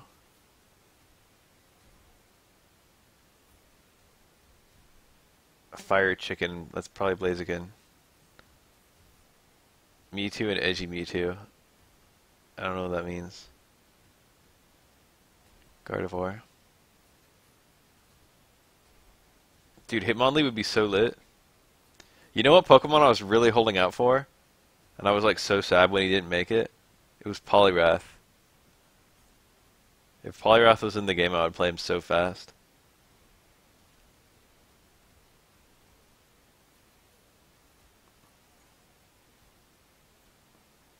They expressly said when they were making the game, we don't want to have an entire roster of fighting types.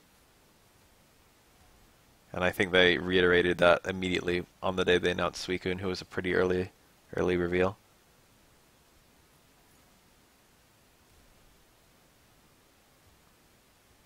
Poison Toad. That is, I think that's Krogunk, right? I think Krogunk's in the game.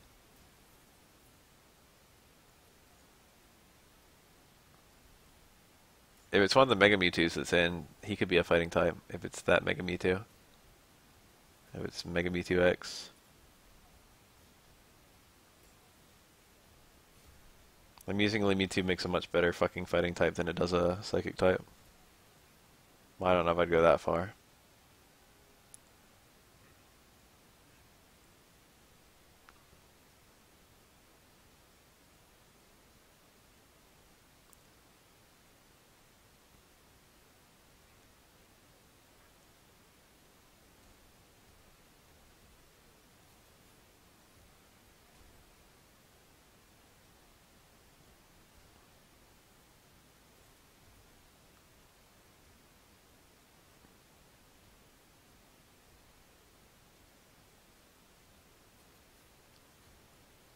Hitmonlee is pretty lit.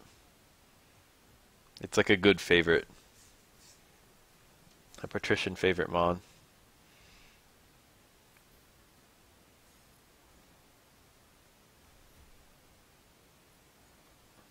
Let's find recent footage of this game. This is pretty recent. This is 2016. Late 2016. I'm going to search MKXL and I'm going to sort by, like, recent this month. Online ranked matches 1 week ago by Losty Girl playing Melina. Might actually be a delicious girl. Biennality 2017 full tournament. That's what I'm talking about. Here we go. I don't think TFC... Is TFC? No, it's probably up, yeah. Edgy Mewtwo. Oh, that's not Mega Mewtwo. That is Edgy Mewtwo. I actually don't know who the hell that's supposed to be. It's like Shadow Mewtwo.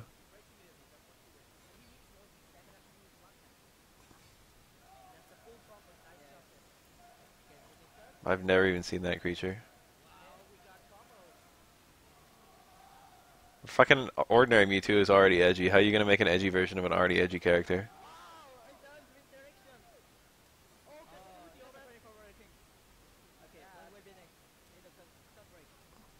I feel like that's a really good example of an edgy version of an already edgy character.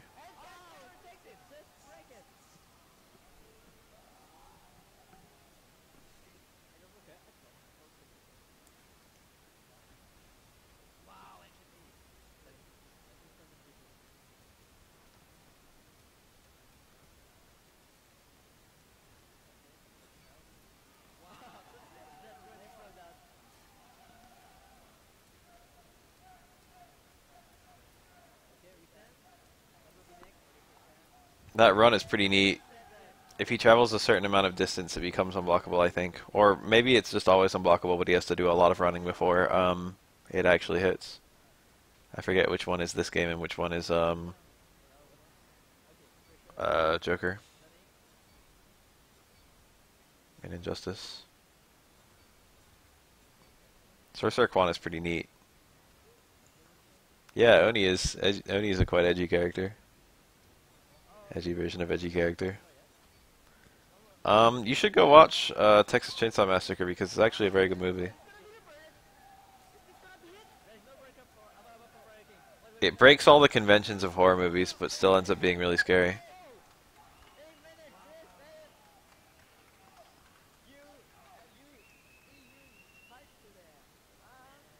I'm someone who actually likes Leatherface and his fucking the media that he's from. And even I was like, damn, why are we getting Leatherface? Majin Vegeta, that's a good one.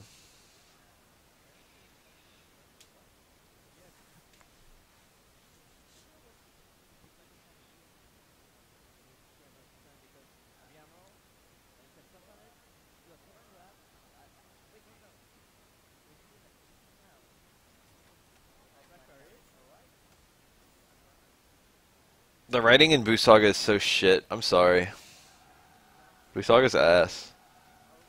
Everything that happens in Buu Saga is retarded.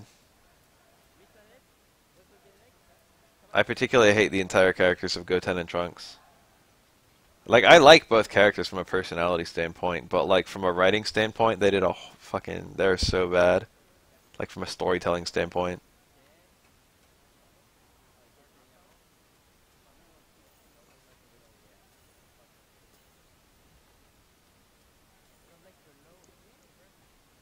Dark Meta Knight. Galactica Knight, or whatever. Galactonite.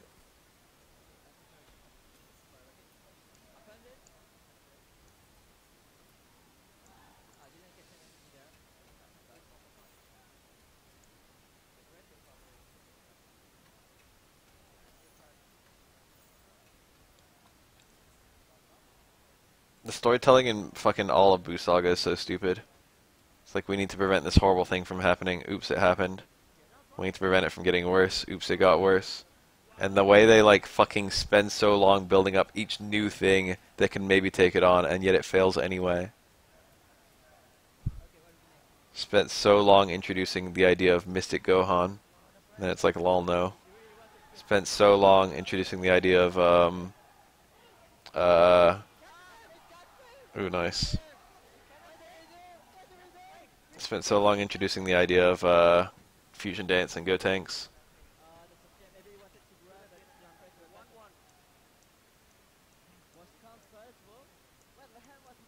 No, DBZ is good. Frieza Saga, Cell Saga, and Android Saga are amazing.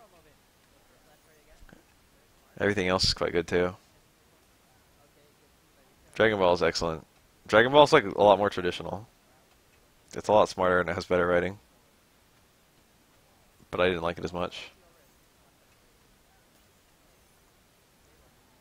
I really hate the presence of Goten and Trunks. Goten has like identical fucking... I don't understand how like everyone's all like Gohan has like the most amazing potential, and then fucking Goten just turns into a Super Saiyan with like no like stressful environment at like 10. Not even 10, like 6. Whatever, how old he is.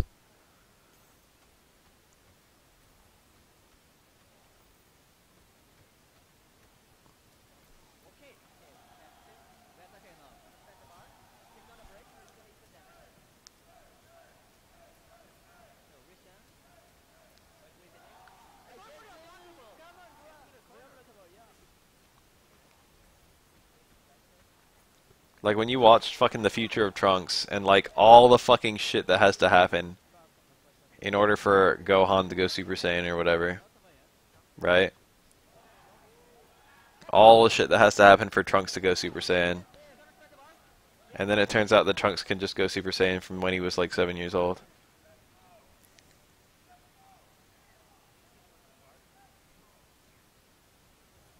It just destroys these otherwise. It destroyed Super Saiyans. Hell, I don't even like that they could fuse and get to Super Saiyan 3. That's horrible. And Goku's just all chill about it. He fucking trained for years and years and years to go Super Saiyan 3. And then he just fucking looks through the fucking the East Kai's fucking ball. And he's like, whoa, it looks like they're already Super Saiyan 3. It's like, fuck you. You spent your entire life getting as strong as as two children got in fucking, I don't know.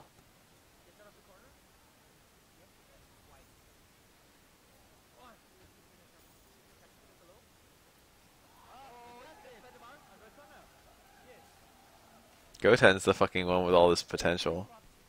Fuck Gohan.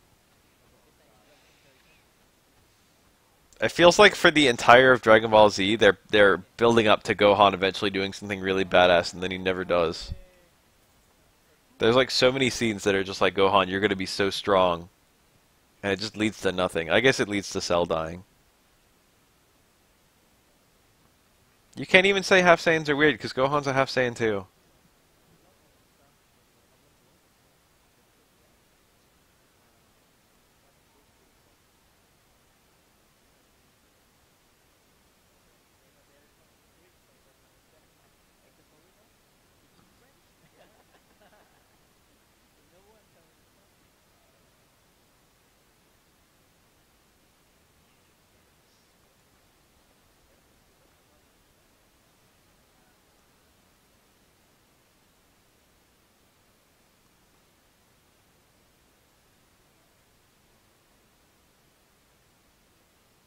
Power creep was so bad. I'm glad that's one of the things I really like about Dragon Ball Super is that it scaled back the power creep.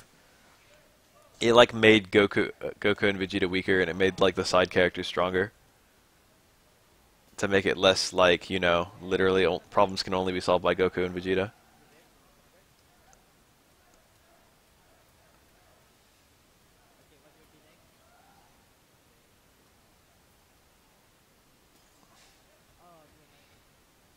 I can only presume that fusion powers you up a lot. That like two people are just way, way, way stronger than one. That's like the only thing that makes sense. That fucking Goten and Trunks together, when fused, are just stronger than Vegeta. Damn, imagine how I don't remember if Vegeta ever saw Super Saiyan 3 Gotenks, but imagine how he would feel if he saw that. I would be so mad. I'd be so mad if I trained my entire life to fucking get to Super Saiyan 2. And two children got to Super Saiyan 3 first.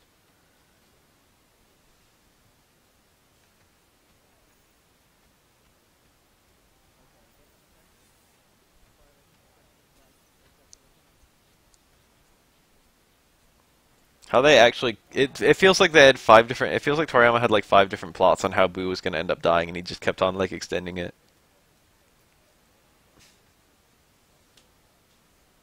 Yeah, it's gotta have a whack formula.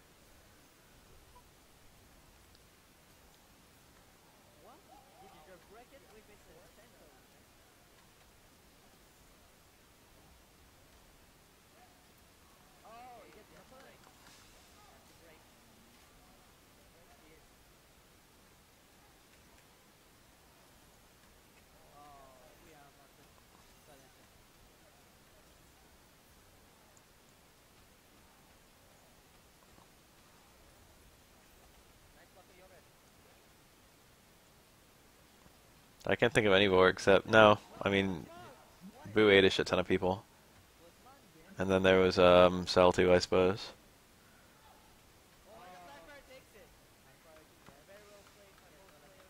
There might be other examples too.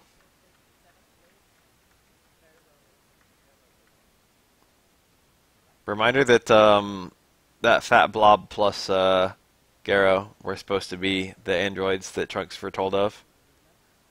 And then the people working alongside Toriyama were like, this looks like a fucking joke.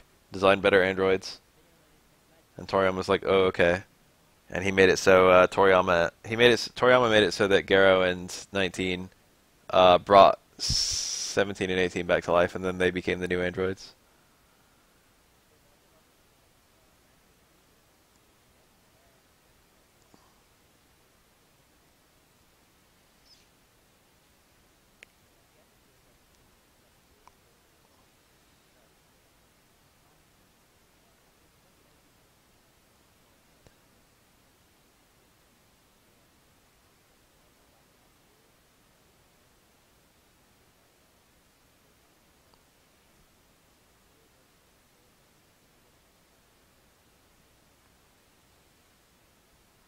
17's been pretty sick in Dragon Ball Super.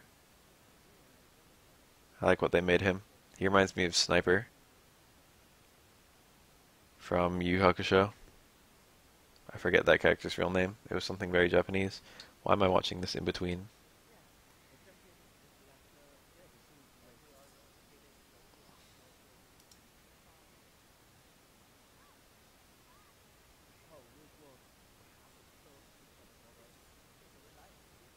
Oh, 1920 looked pretty cool in my opinion. Okay, 19 looks pretty stupid, but it's a charming kind of stupid. And 20 looks great. Gara himself looks amazing. I like him more than I like 17 and 18. 17 and 18 are just stated to be androids, you know what I mean?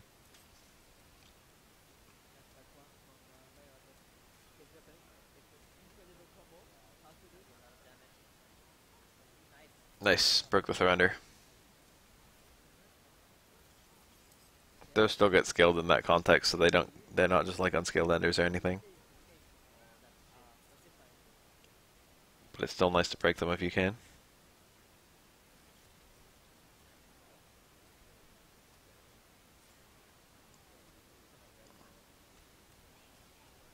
Yu Yu Hakusho's pacing is really whack, but I like it from start to finish. It never really feels weak to me. I didn't watch the anime though. I read the books, mangas.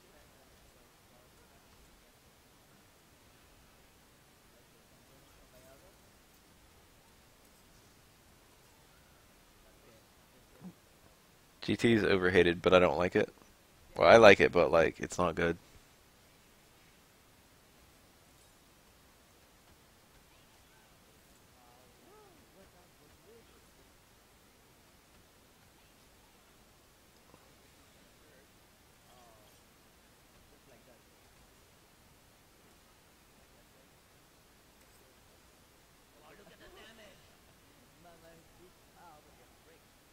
Yeah, the ending is very strange for Yu Yu Hakusho. I don't know how it was supposed to end actually. What was gonna happen that never happened? I think the ending is kind of weird but very sweet.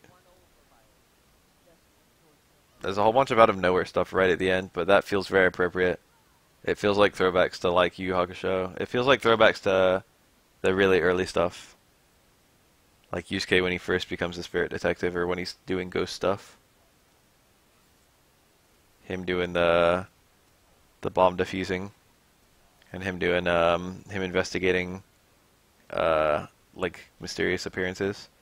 And then that whole thing about humans and demons getting along nicely and the spirits, what do you call it, Enma and his crew planting like fake evil people.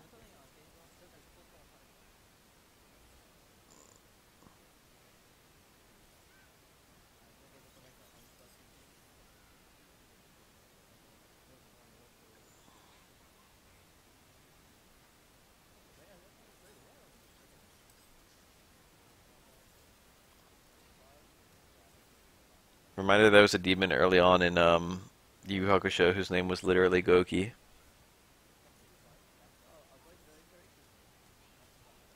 Goki, dude. The same fucking name. Strong demon.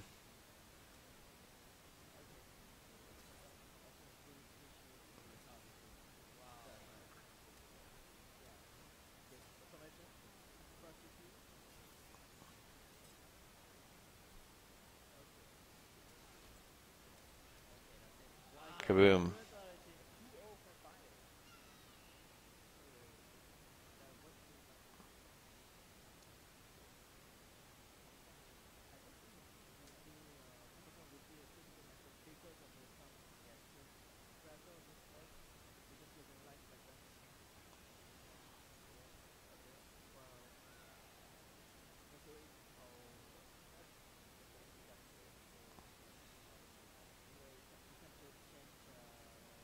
I didn't know that.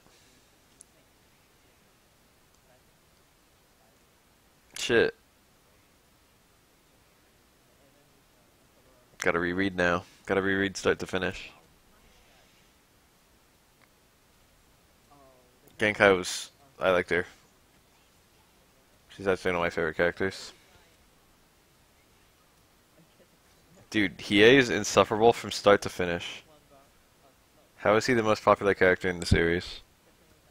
He is like literally the worst example of a Sasuke, including the actual Sasuke.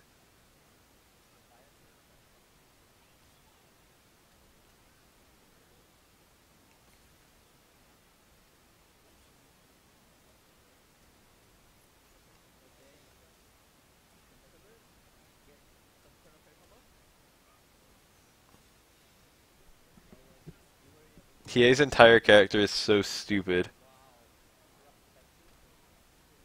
Fucking that first early thing where it's like the 4 Saint Beasts, and Kuwabara has this super long fight where he can't even finish off the guy, and then you just expressly get told, oh, this Saint Beast is way stronger than the previous one, and then Hiei kills him in like 1 second with like 16 cuts that none of the main characters can see. It's like, fuck you. That's so bad. That's so stupid. I don't think Hiei loses a fight in the entire series, except with Yusuke once in Chapter Black. Like in the entire Dark Tournament, Hiei never loses. I don't remember if Yusuke loses. Yusuke might lose. He might not. Kuwabara loses a few times. Kurama loses like once. Or twice, I think, actually.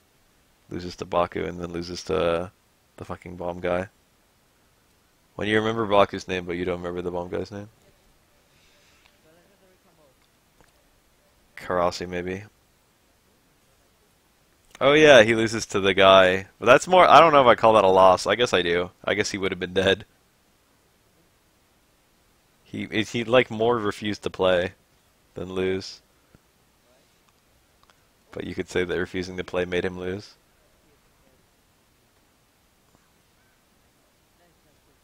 One fireball and then a broken combo does 4%.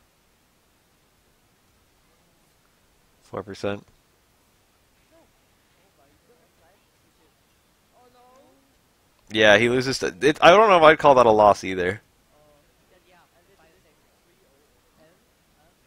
Mukuro, I think her name was. Yomi and Mukuro. He like loses to her, but he wins her heart. You know? The entire point of like the Demon King saga is that none of the main characters are gonna win. There's just too many damn people.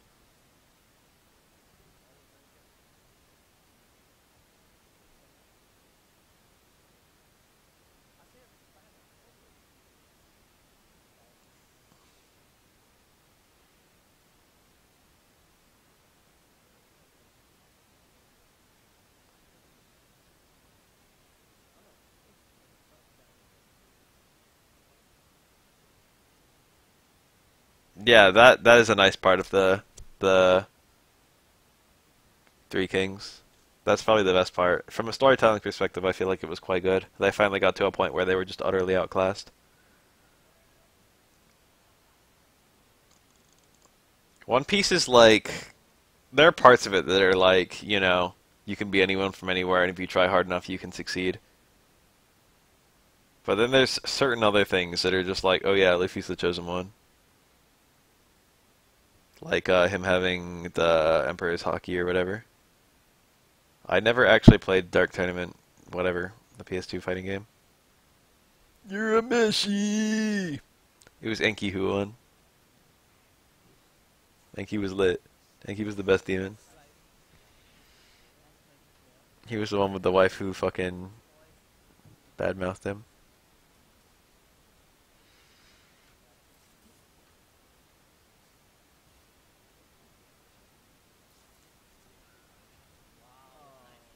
I've never read Naruto, but I'm pretty sure that Naruto is the chosen one to some degree, right? He's got like a fucking demon inside him or something. And he might be from like some crazy family too.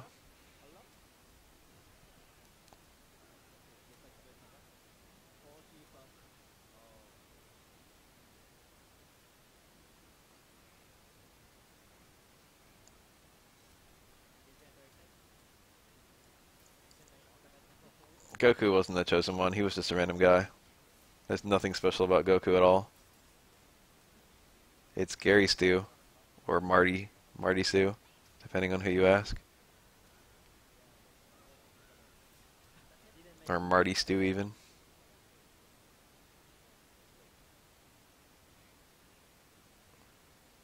Goku is actually a pretty good example of a literal who. I guess he's the chosen one from Earth's standpoint. Because it's like, oh, he's just a really strong kid, and then it turns out he's an alien. You can't be a human and be that strong, you have to be an alien. But then you find out that most Saiyans weren't anywhere near as strong as he is.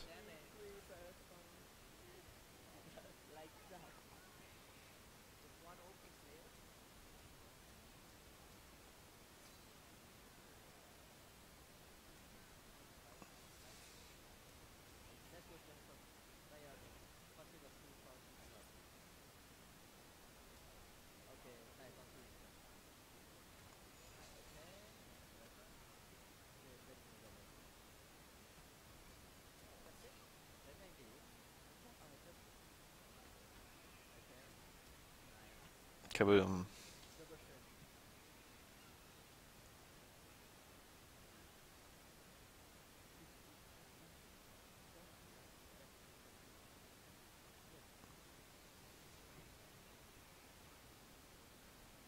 One Piece is, for the most part, you can do anything with enough hard work. Zoro appears to be a relatively ordinary guy with really good work ethic. Sanji, it seemed like he was, but now it doesn't seem like he is. Jonathan Joestar's, yeah, who, I would say. The Joestars, the Joestars are united only in, like, how much effort they put in. Nothing special about the family.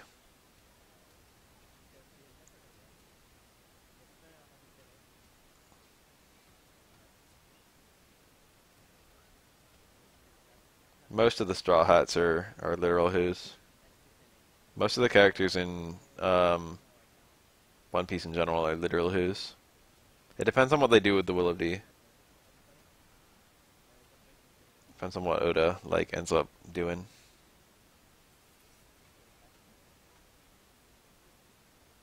I'm about 80% sure that I like two things that D will stand for. Okay, I've literally got one thing that D will stand for. Spoiler alert for One Piece, because I've already figured it out. And thus when it's eventually revealed, I will be right.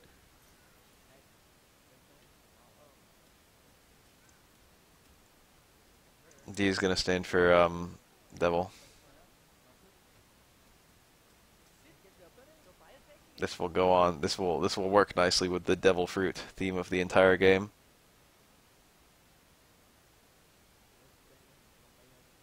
Dio is more of a who than Jonathan is. Dio is a no one from nowhere. Anyway, the thing about the D's, the Will of D, the D's are the people who are they're the people who are setting out to destroy the legacy created by the Celestial Dragons or something like that. It's like the biggest enemy of the Celestial Dragons is the D. And the Celestial Dragons are supposed to be the god people. The biggest enemy of the gods will be the devil. Mark my words. And that D is going to have something to do with devil fruits. Perhaps. Maybe not caused by devil fruits, but it might I don't know.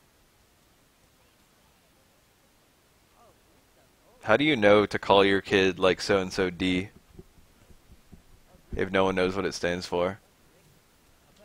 It's just I got a good feeling about this kid. I'm gonna call him Monkey D. Luffy.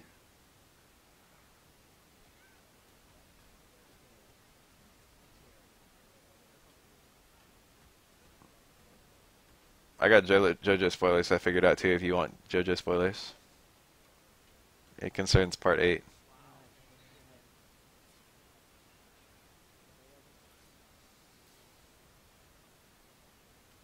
but that's a spoiler people might actually care about. So I don't know if I'll say it. Again, I have no idea if I'm right or not. It just seems likely.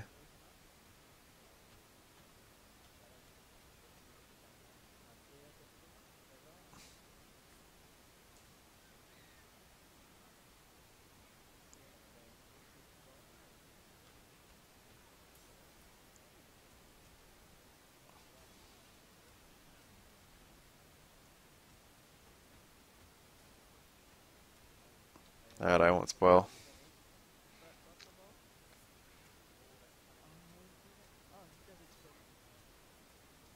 That's going to help so much. So much. What is this damage? 65%. Biohazard. Okay, punch it. No, he dropped it. Technically speaking, from what we can tell, I don't know. Why did Joseph turn into a vampire?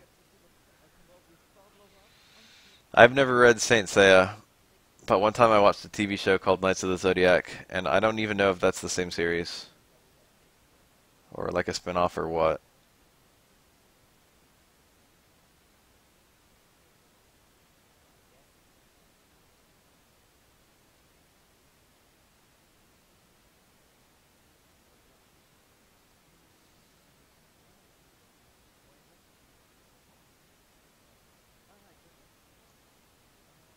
I'd say that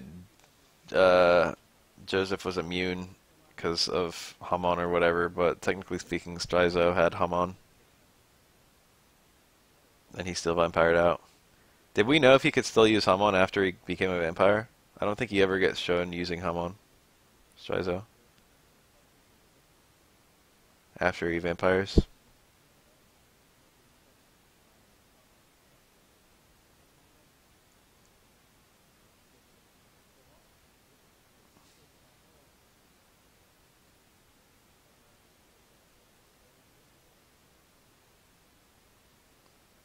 Usually the manga's way better than the anime.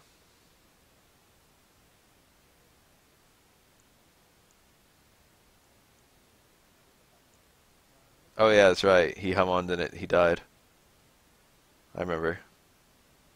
I mean, Joseph never uses Hamon after part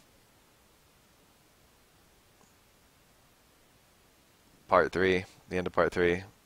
So maybe he's got some concerns about being a vampire. He looks pretty good for being like 69 or whatever. And he looks pretty bad for looking 79 in part 4. And Hamon is supposed to stop you from aging, technically speaking.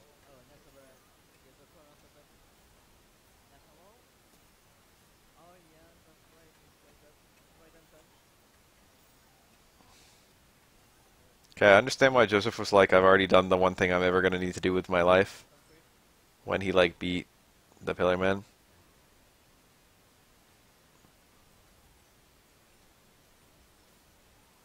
But I'm kind of surprised he didn't keep up with his Hamon practice, considering he was a natural at fighting and liked it.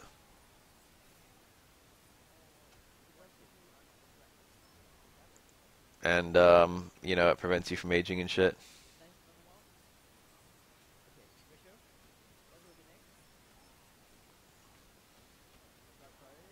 Kind of surprised he literally just gave up Hamon for like 50 years.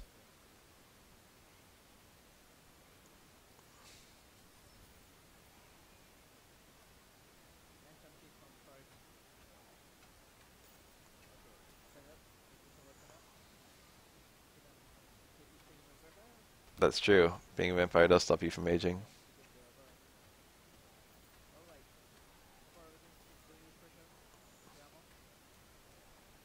I don't know, it's weird in the JoJo-verse, because it's not like vampirism is like a disease that gets inflicted on you. It's like your brain gets unlocked. Almost every character who gets turned into a vampire wanted to get turned into a vampire. I wonder if you could just will yourself to not get vampired.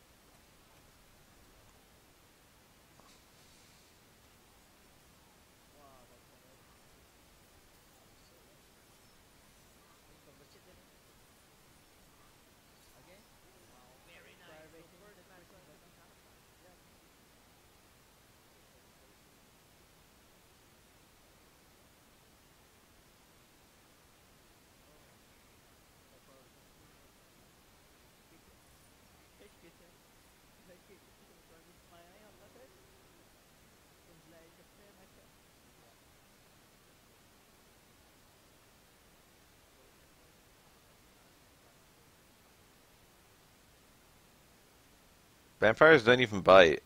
The teeth are just for show. I don't think any vampire bites at any point during JoJo. They fucking drain blood through their fingers instead of their mouths. They just have the sharp teeth because vampires have sharp teeth. I mean, there might be biting, but I think it's combat biting rather than, like, you know, feeding biting.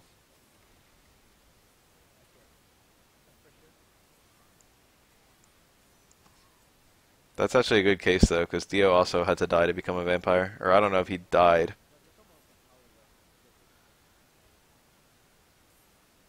But he got shot immediately after he put on the mask. You might actually have to die to become a vampire.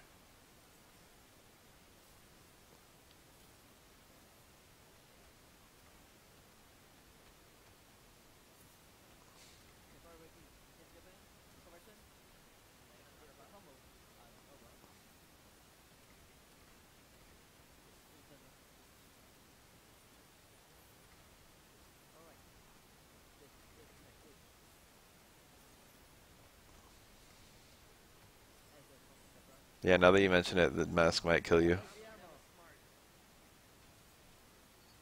In fact, I consider it quite likely that the mask kills you.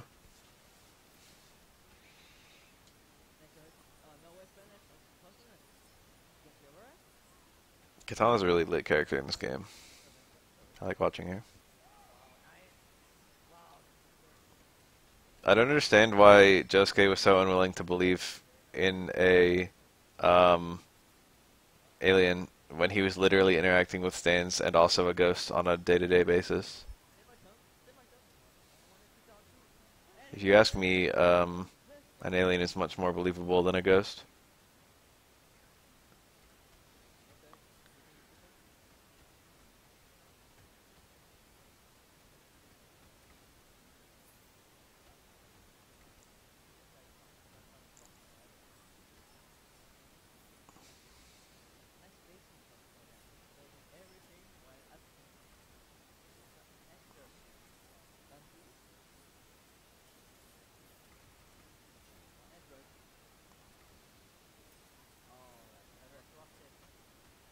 Dude, I was kind of like surprised. I got it. Dio's heart theme. It's because he's a vampire. Blood.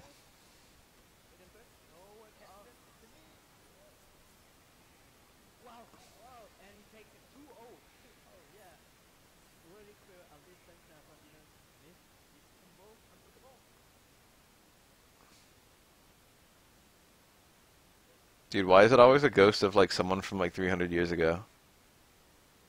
Why is it never a ghost of someone from like less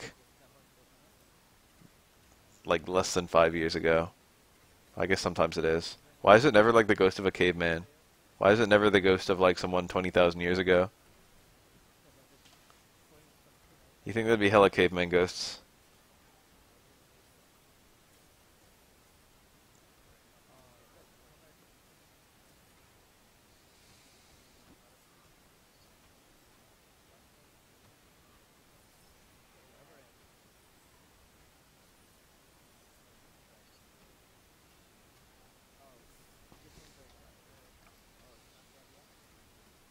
The ghost died of old age, maybe. I like that theory. I don't know, I forget. It can't be that long. It was within Kira's lifetime, and he's not that old. And he wasn't that young when he killed her.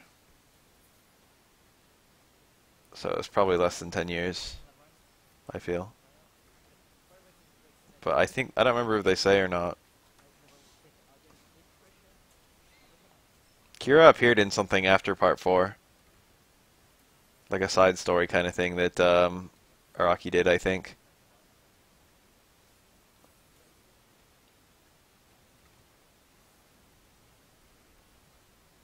And Kira in the side story wears a bowler derby for like the entire thing.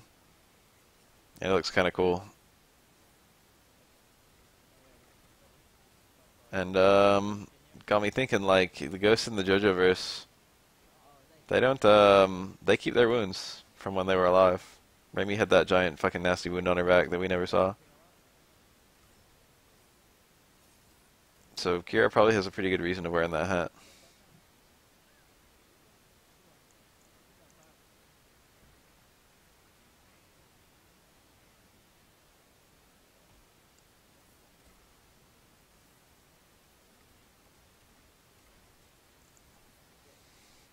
Nikitaka is actually my favorite character in the entire JoJo body of work. He's perfect. Maybe he's not perfect. He's okay. The lore behind him is perfect.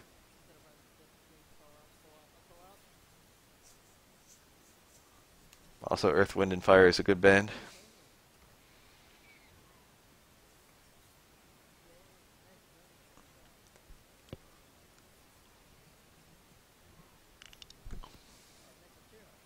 The guy who saved Josuke, we'll never know. We will never know.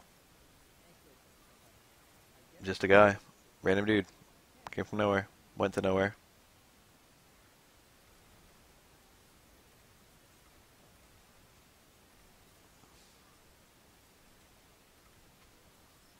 I was rewatching part 4 recently with someone who's never seen it before. And he's like, oh, he like saw that scene. He's like, oh wow, Josuke comes like back in time to save himself. And literally at the end of the episode, I'm like, I'm just gonna tell you now. This plot point is never ever revisited in the entire body of work. I like had to spoil it for him. I normally don't say anything. But I was just like, no. He does not go back in time. And I tell you that now because you will forget by the time you realize it never happened.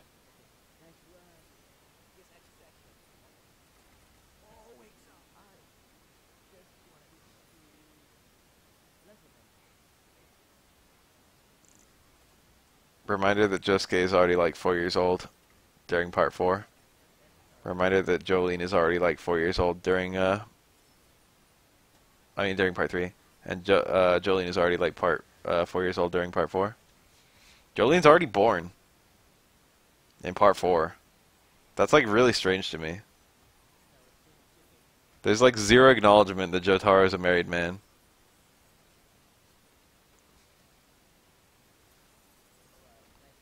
But like if you look at the timeline, Jolyne should already exist. There's nothing denying that Jotaro is married.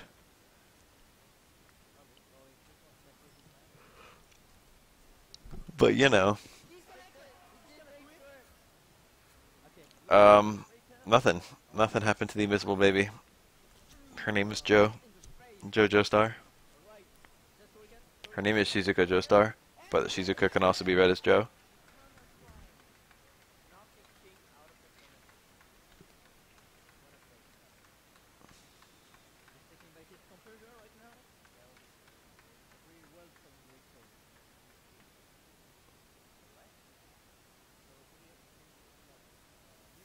Dude, Jolyne is just born. She's just there. She exists. Jotaro's out punching fucking teenagers in Japan. And Jolyne is fucking sucking on a bottle wondering where daddy is.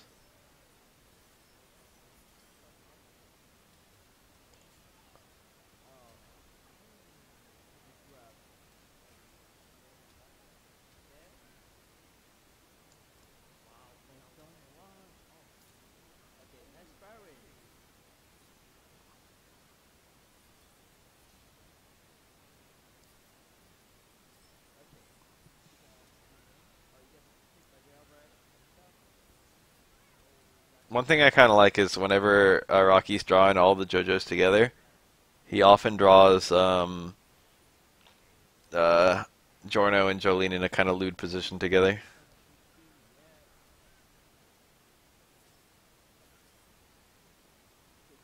Sadao Kujo never there for his special needs son.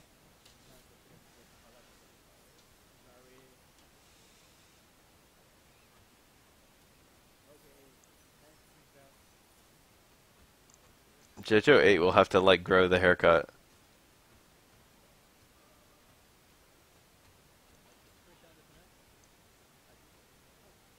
It is kind of strange that like Holly is literally dying and Sadao still doesn't show up. Now that I think about it, I never thought about that.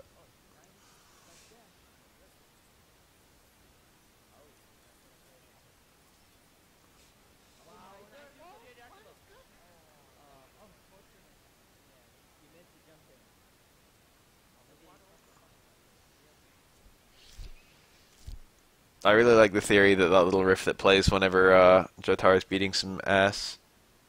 That little jazzy song. I like the idea that that's a Sadao Kujo song. I didn't play anything. I've been watching YouTube.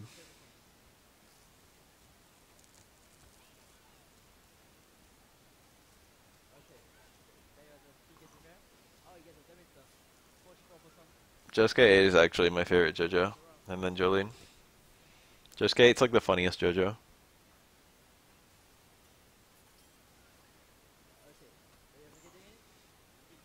Jolene is just cute and also trashy. Jolene just has nice characterization. But everything about fucking Josuke 8 is perfect.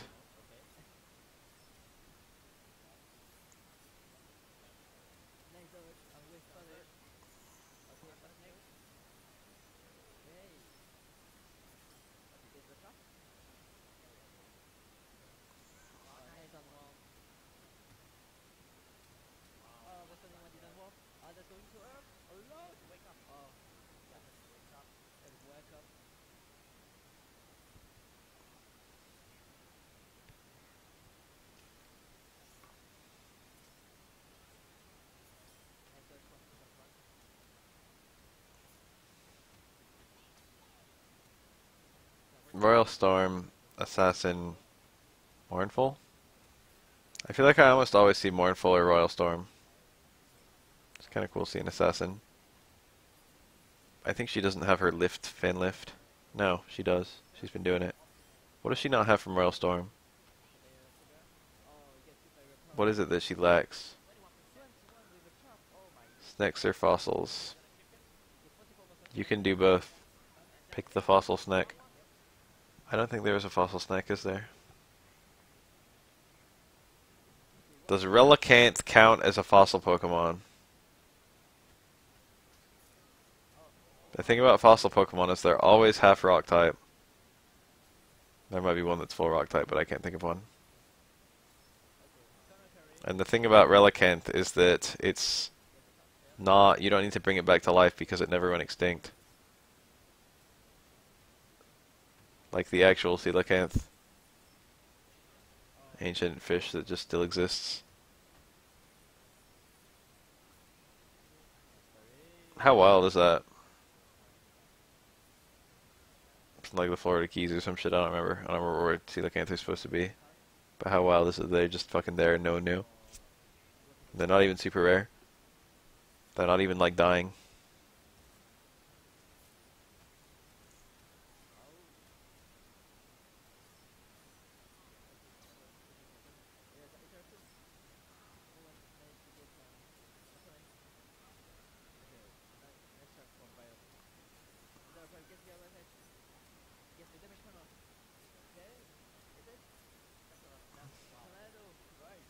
I forget what makes Royal Storm special. Only Assassin has that sharpen. There's something big, but I don't know what.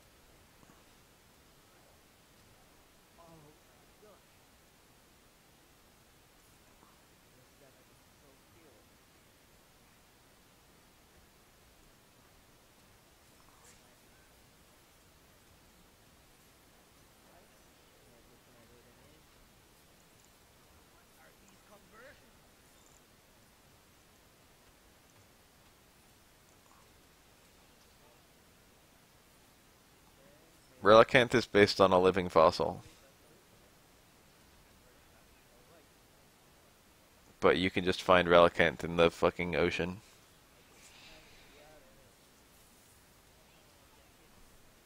I consider it extremely likely that Pokemon did in fact literally evolve. And also that they literally evolve every game. It's weird. Pokemon are at least somewhat digital.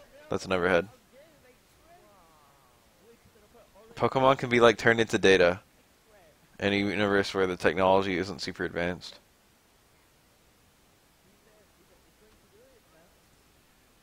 This Assassin Katana has the fan lift. And the double jump.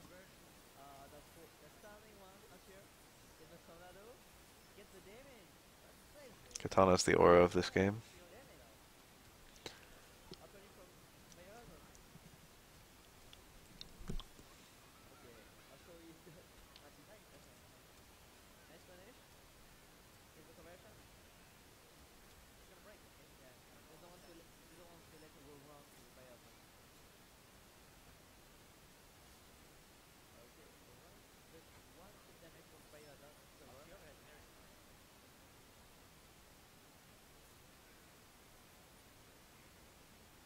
Yeah, Bill.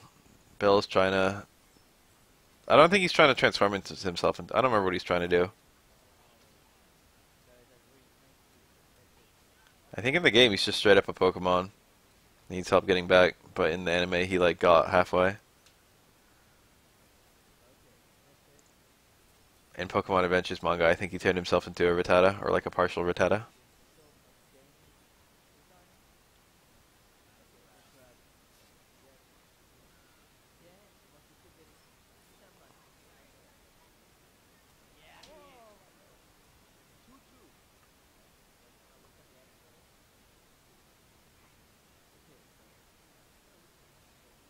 Remember in Pokemon X and Y where it's just literally like, hey, did you know that we use Pokemon to fight wars? I will never ever say anything bad about Bill, I'll have you know, because Bill gives you an Eevee in Gen 2. Or maybe it's Bill's family that gives you an Eevee, I don't remember.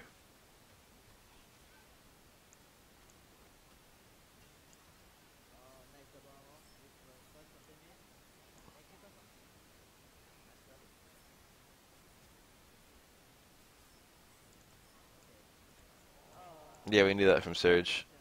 But it felt like something they were kind of trying to retcon, and then they went and did the exact opposite of retconning it. They reaffirmed it. Eevee is a lit mon. I don't care who you are, you like Eevee, and you like one of its evolutions. Which one you like will depend on who you are. My personal favorite evolution is probably... Let me think. It might be Espeon. I mean, technically speaking, I have like a real soft spot for Flareon because when I was a real little kid, I got a Flareon. And I don't remember the exact reason, but I liked it more than my starter. I had like Flamethrower and Fire Blast and Takedown and Double Edge, which is actually a really hilarious moveset to me now because I have just hella redundant moves.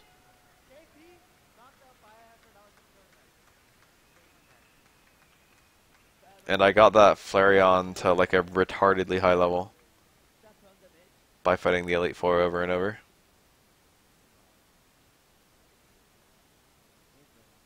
I got it to level 100, but I don't remember if that was really just the Elite Four or if I used the missing no glitch to get rare candies too, and then just ran out because I didn't try and I never refreshed it.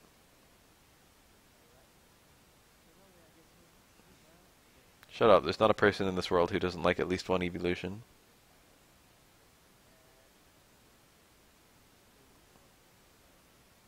Nowadays, it's probably Jolteon that's my favorite.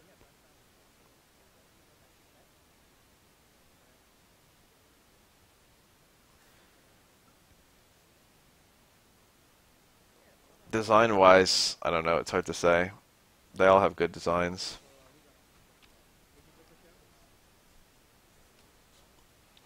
But there's something very cute about Jolteon and its shitty ugly hair. Well, maybe not ugly per se, messy hair. Vaporeon is perfect. Vaporeon is maybe the most perfect evolution. Is that true? See, look at they're more related to mammals than fish. That's whack as hell, I didn't know that. That's insane. Doesn't sound like it could possibly be true. Neat. Okay, Royal Storm has the butt bounce, Projectile Reflect, and Lift is better. Okay. There's no bad evolution. I feel like the worst one is probably the fairy one, and the only reason I don't like it is because of its eyes. Something about its eyes pisses me off, I think the color, but I don't remember it until I see it. I think they're kind of like a light blue and they're very like solid. In general, Pokemon eyes have been looking a lot worse each game. Naked Burmy? That's a thing. Is there like a no-cloak Burmy now?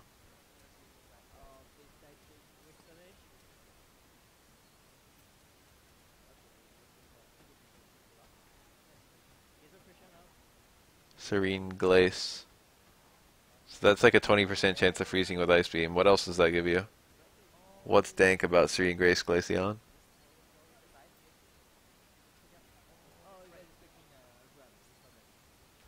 trying to think. What does Glaceon run? It probably runs like HP Ground or some shit. Eevee's moveset is actually hella weak in terms of like offensive attacks. It's really bad.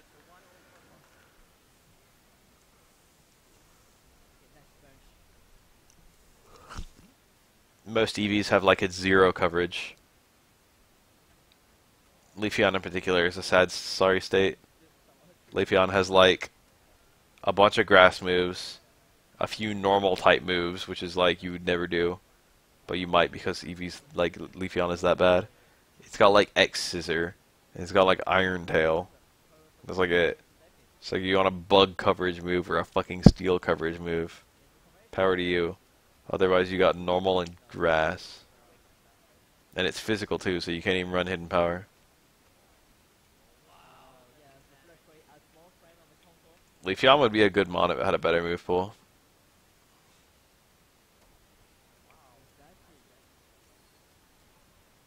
Vaporeon has ice.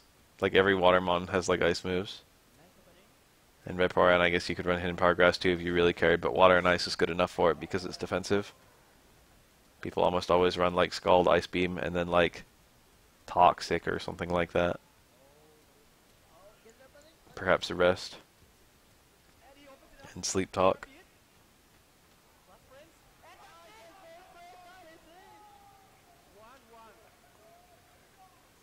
Eevee has a pretty cool support move pool, but in terms of attacks, it's only like Espeon can learn a bunch of TMs.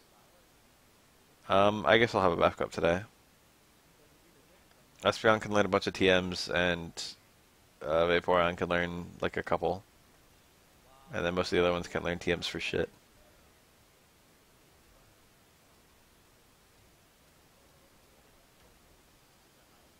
And almost all of them only learn attacks of the type that they are. Like, I don't think Jolteon learns anything other than, like, electric type attacks and fucking double kick. I've never actually played Pokken, despite loving Pokemon and loving fighting games. It didn't look super interesting.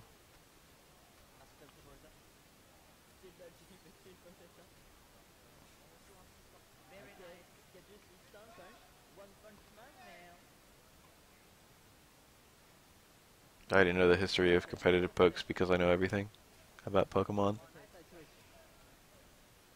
Tyranitar, good from day one.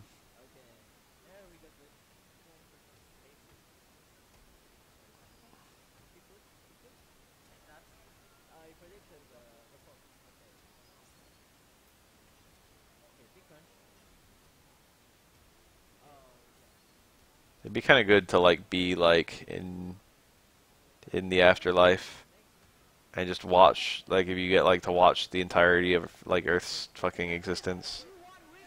So just watch your entire lineage.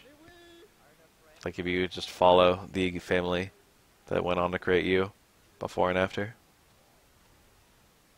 Yes, I play Pokemon Showdown every now and then. I can play a game of Pokemon Showdown right now if you want. Just to prove that I do it.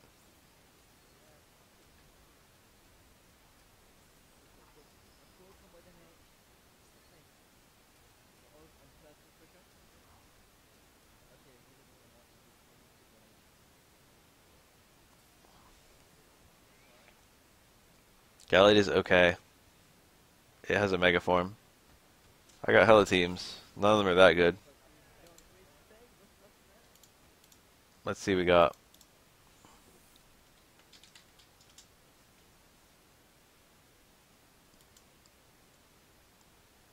My name will be Baff Streaming. Aw shit, I shouldn't have streaming in my name. I'll have Baff S. The S will stand for streaming.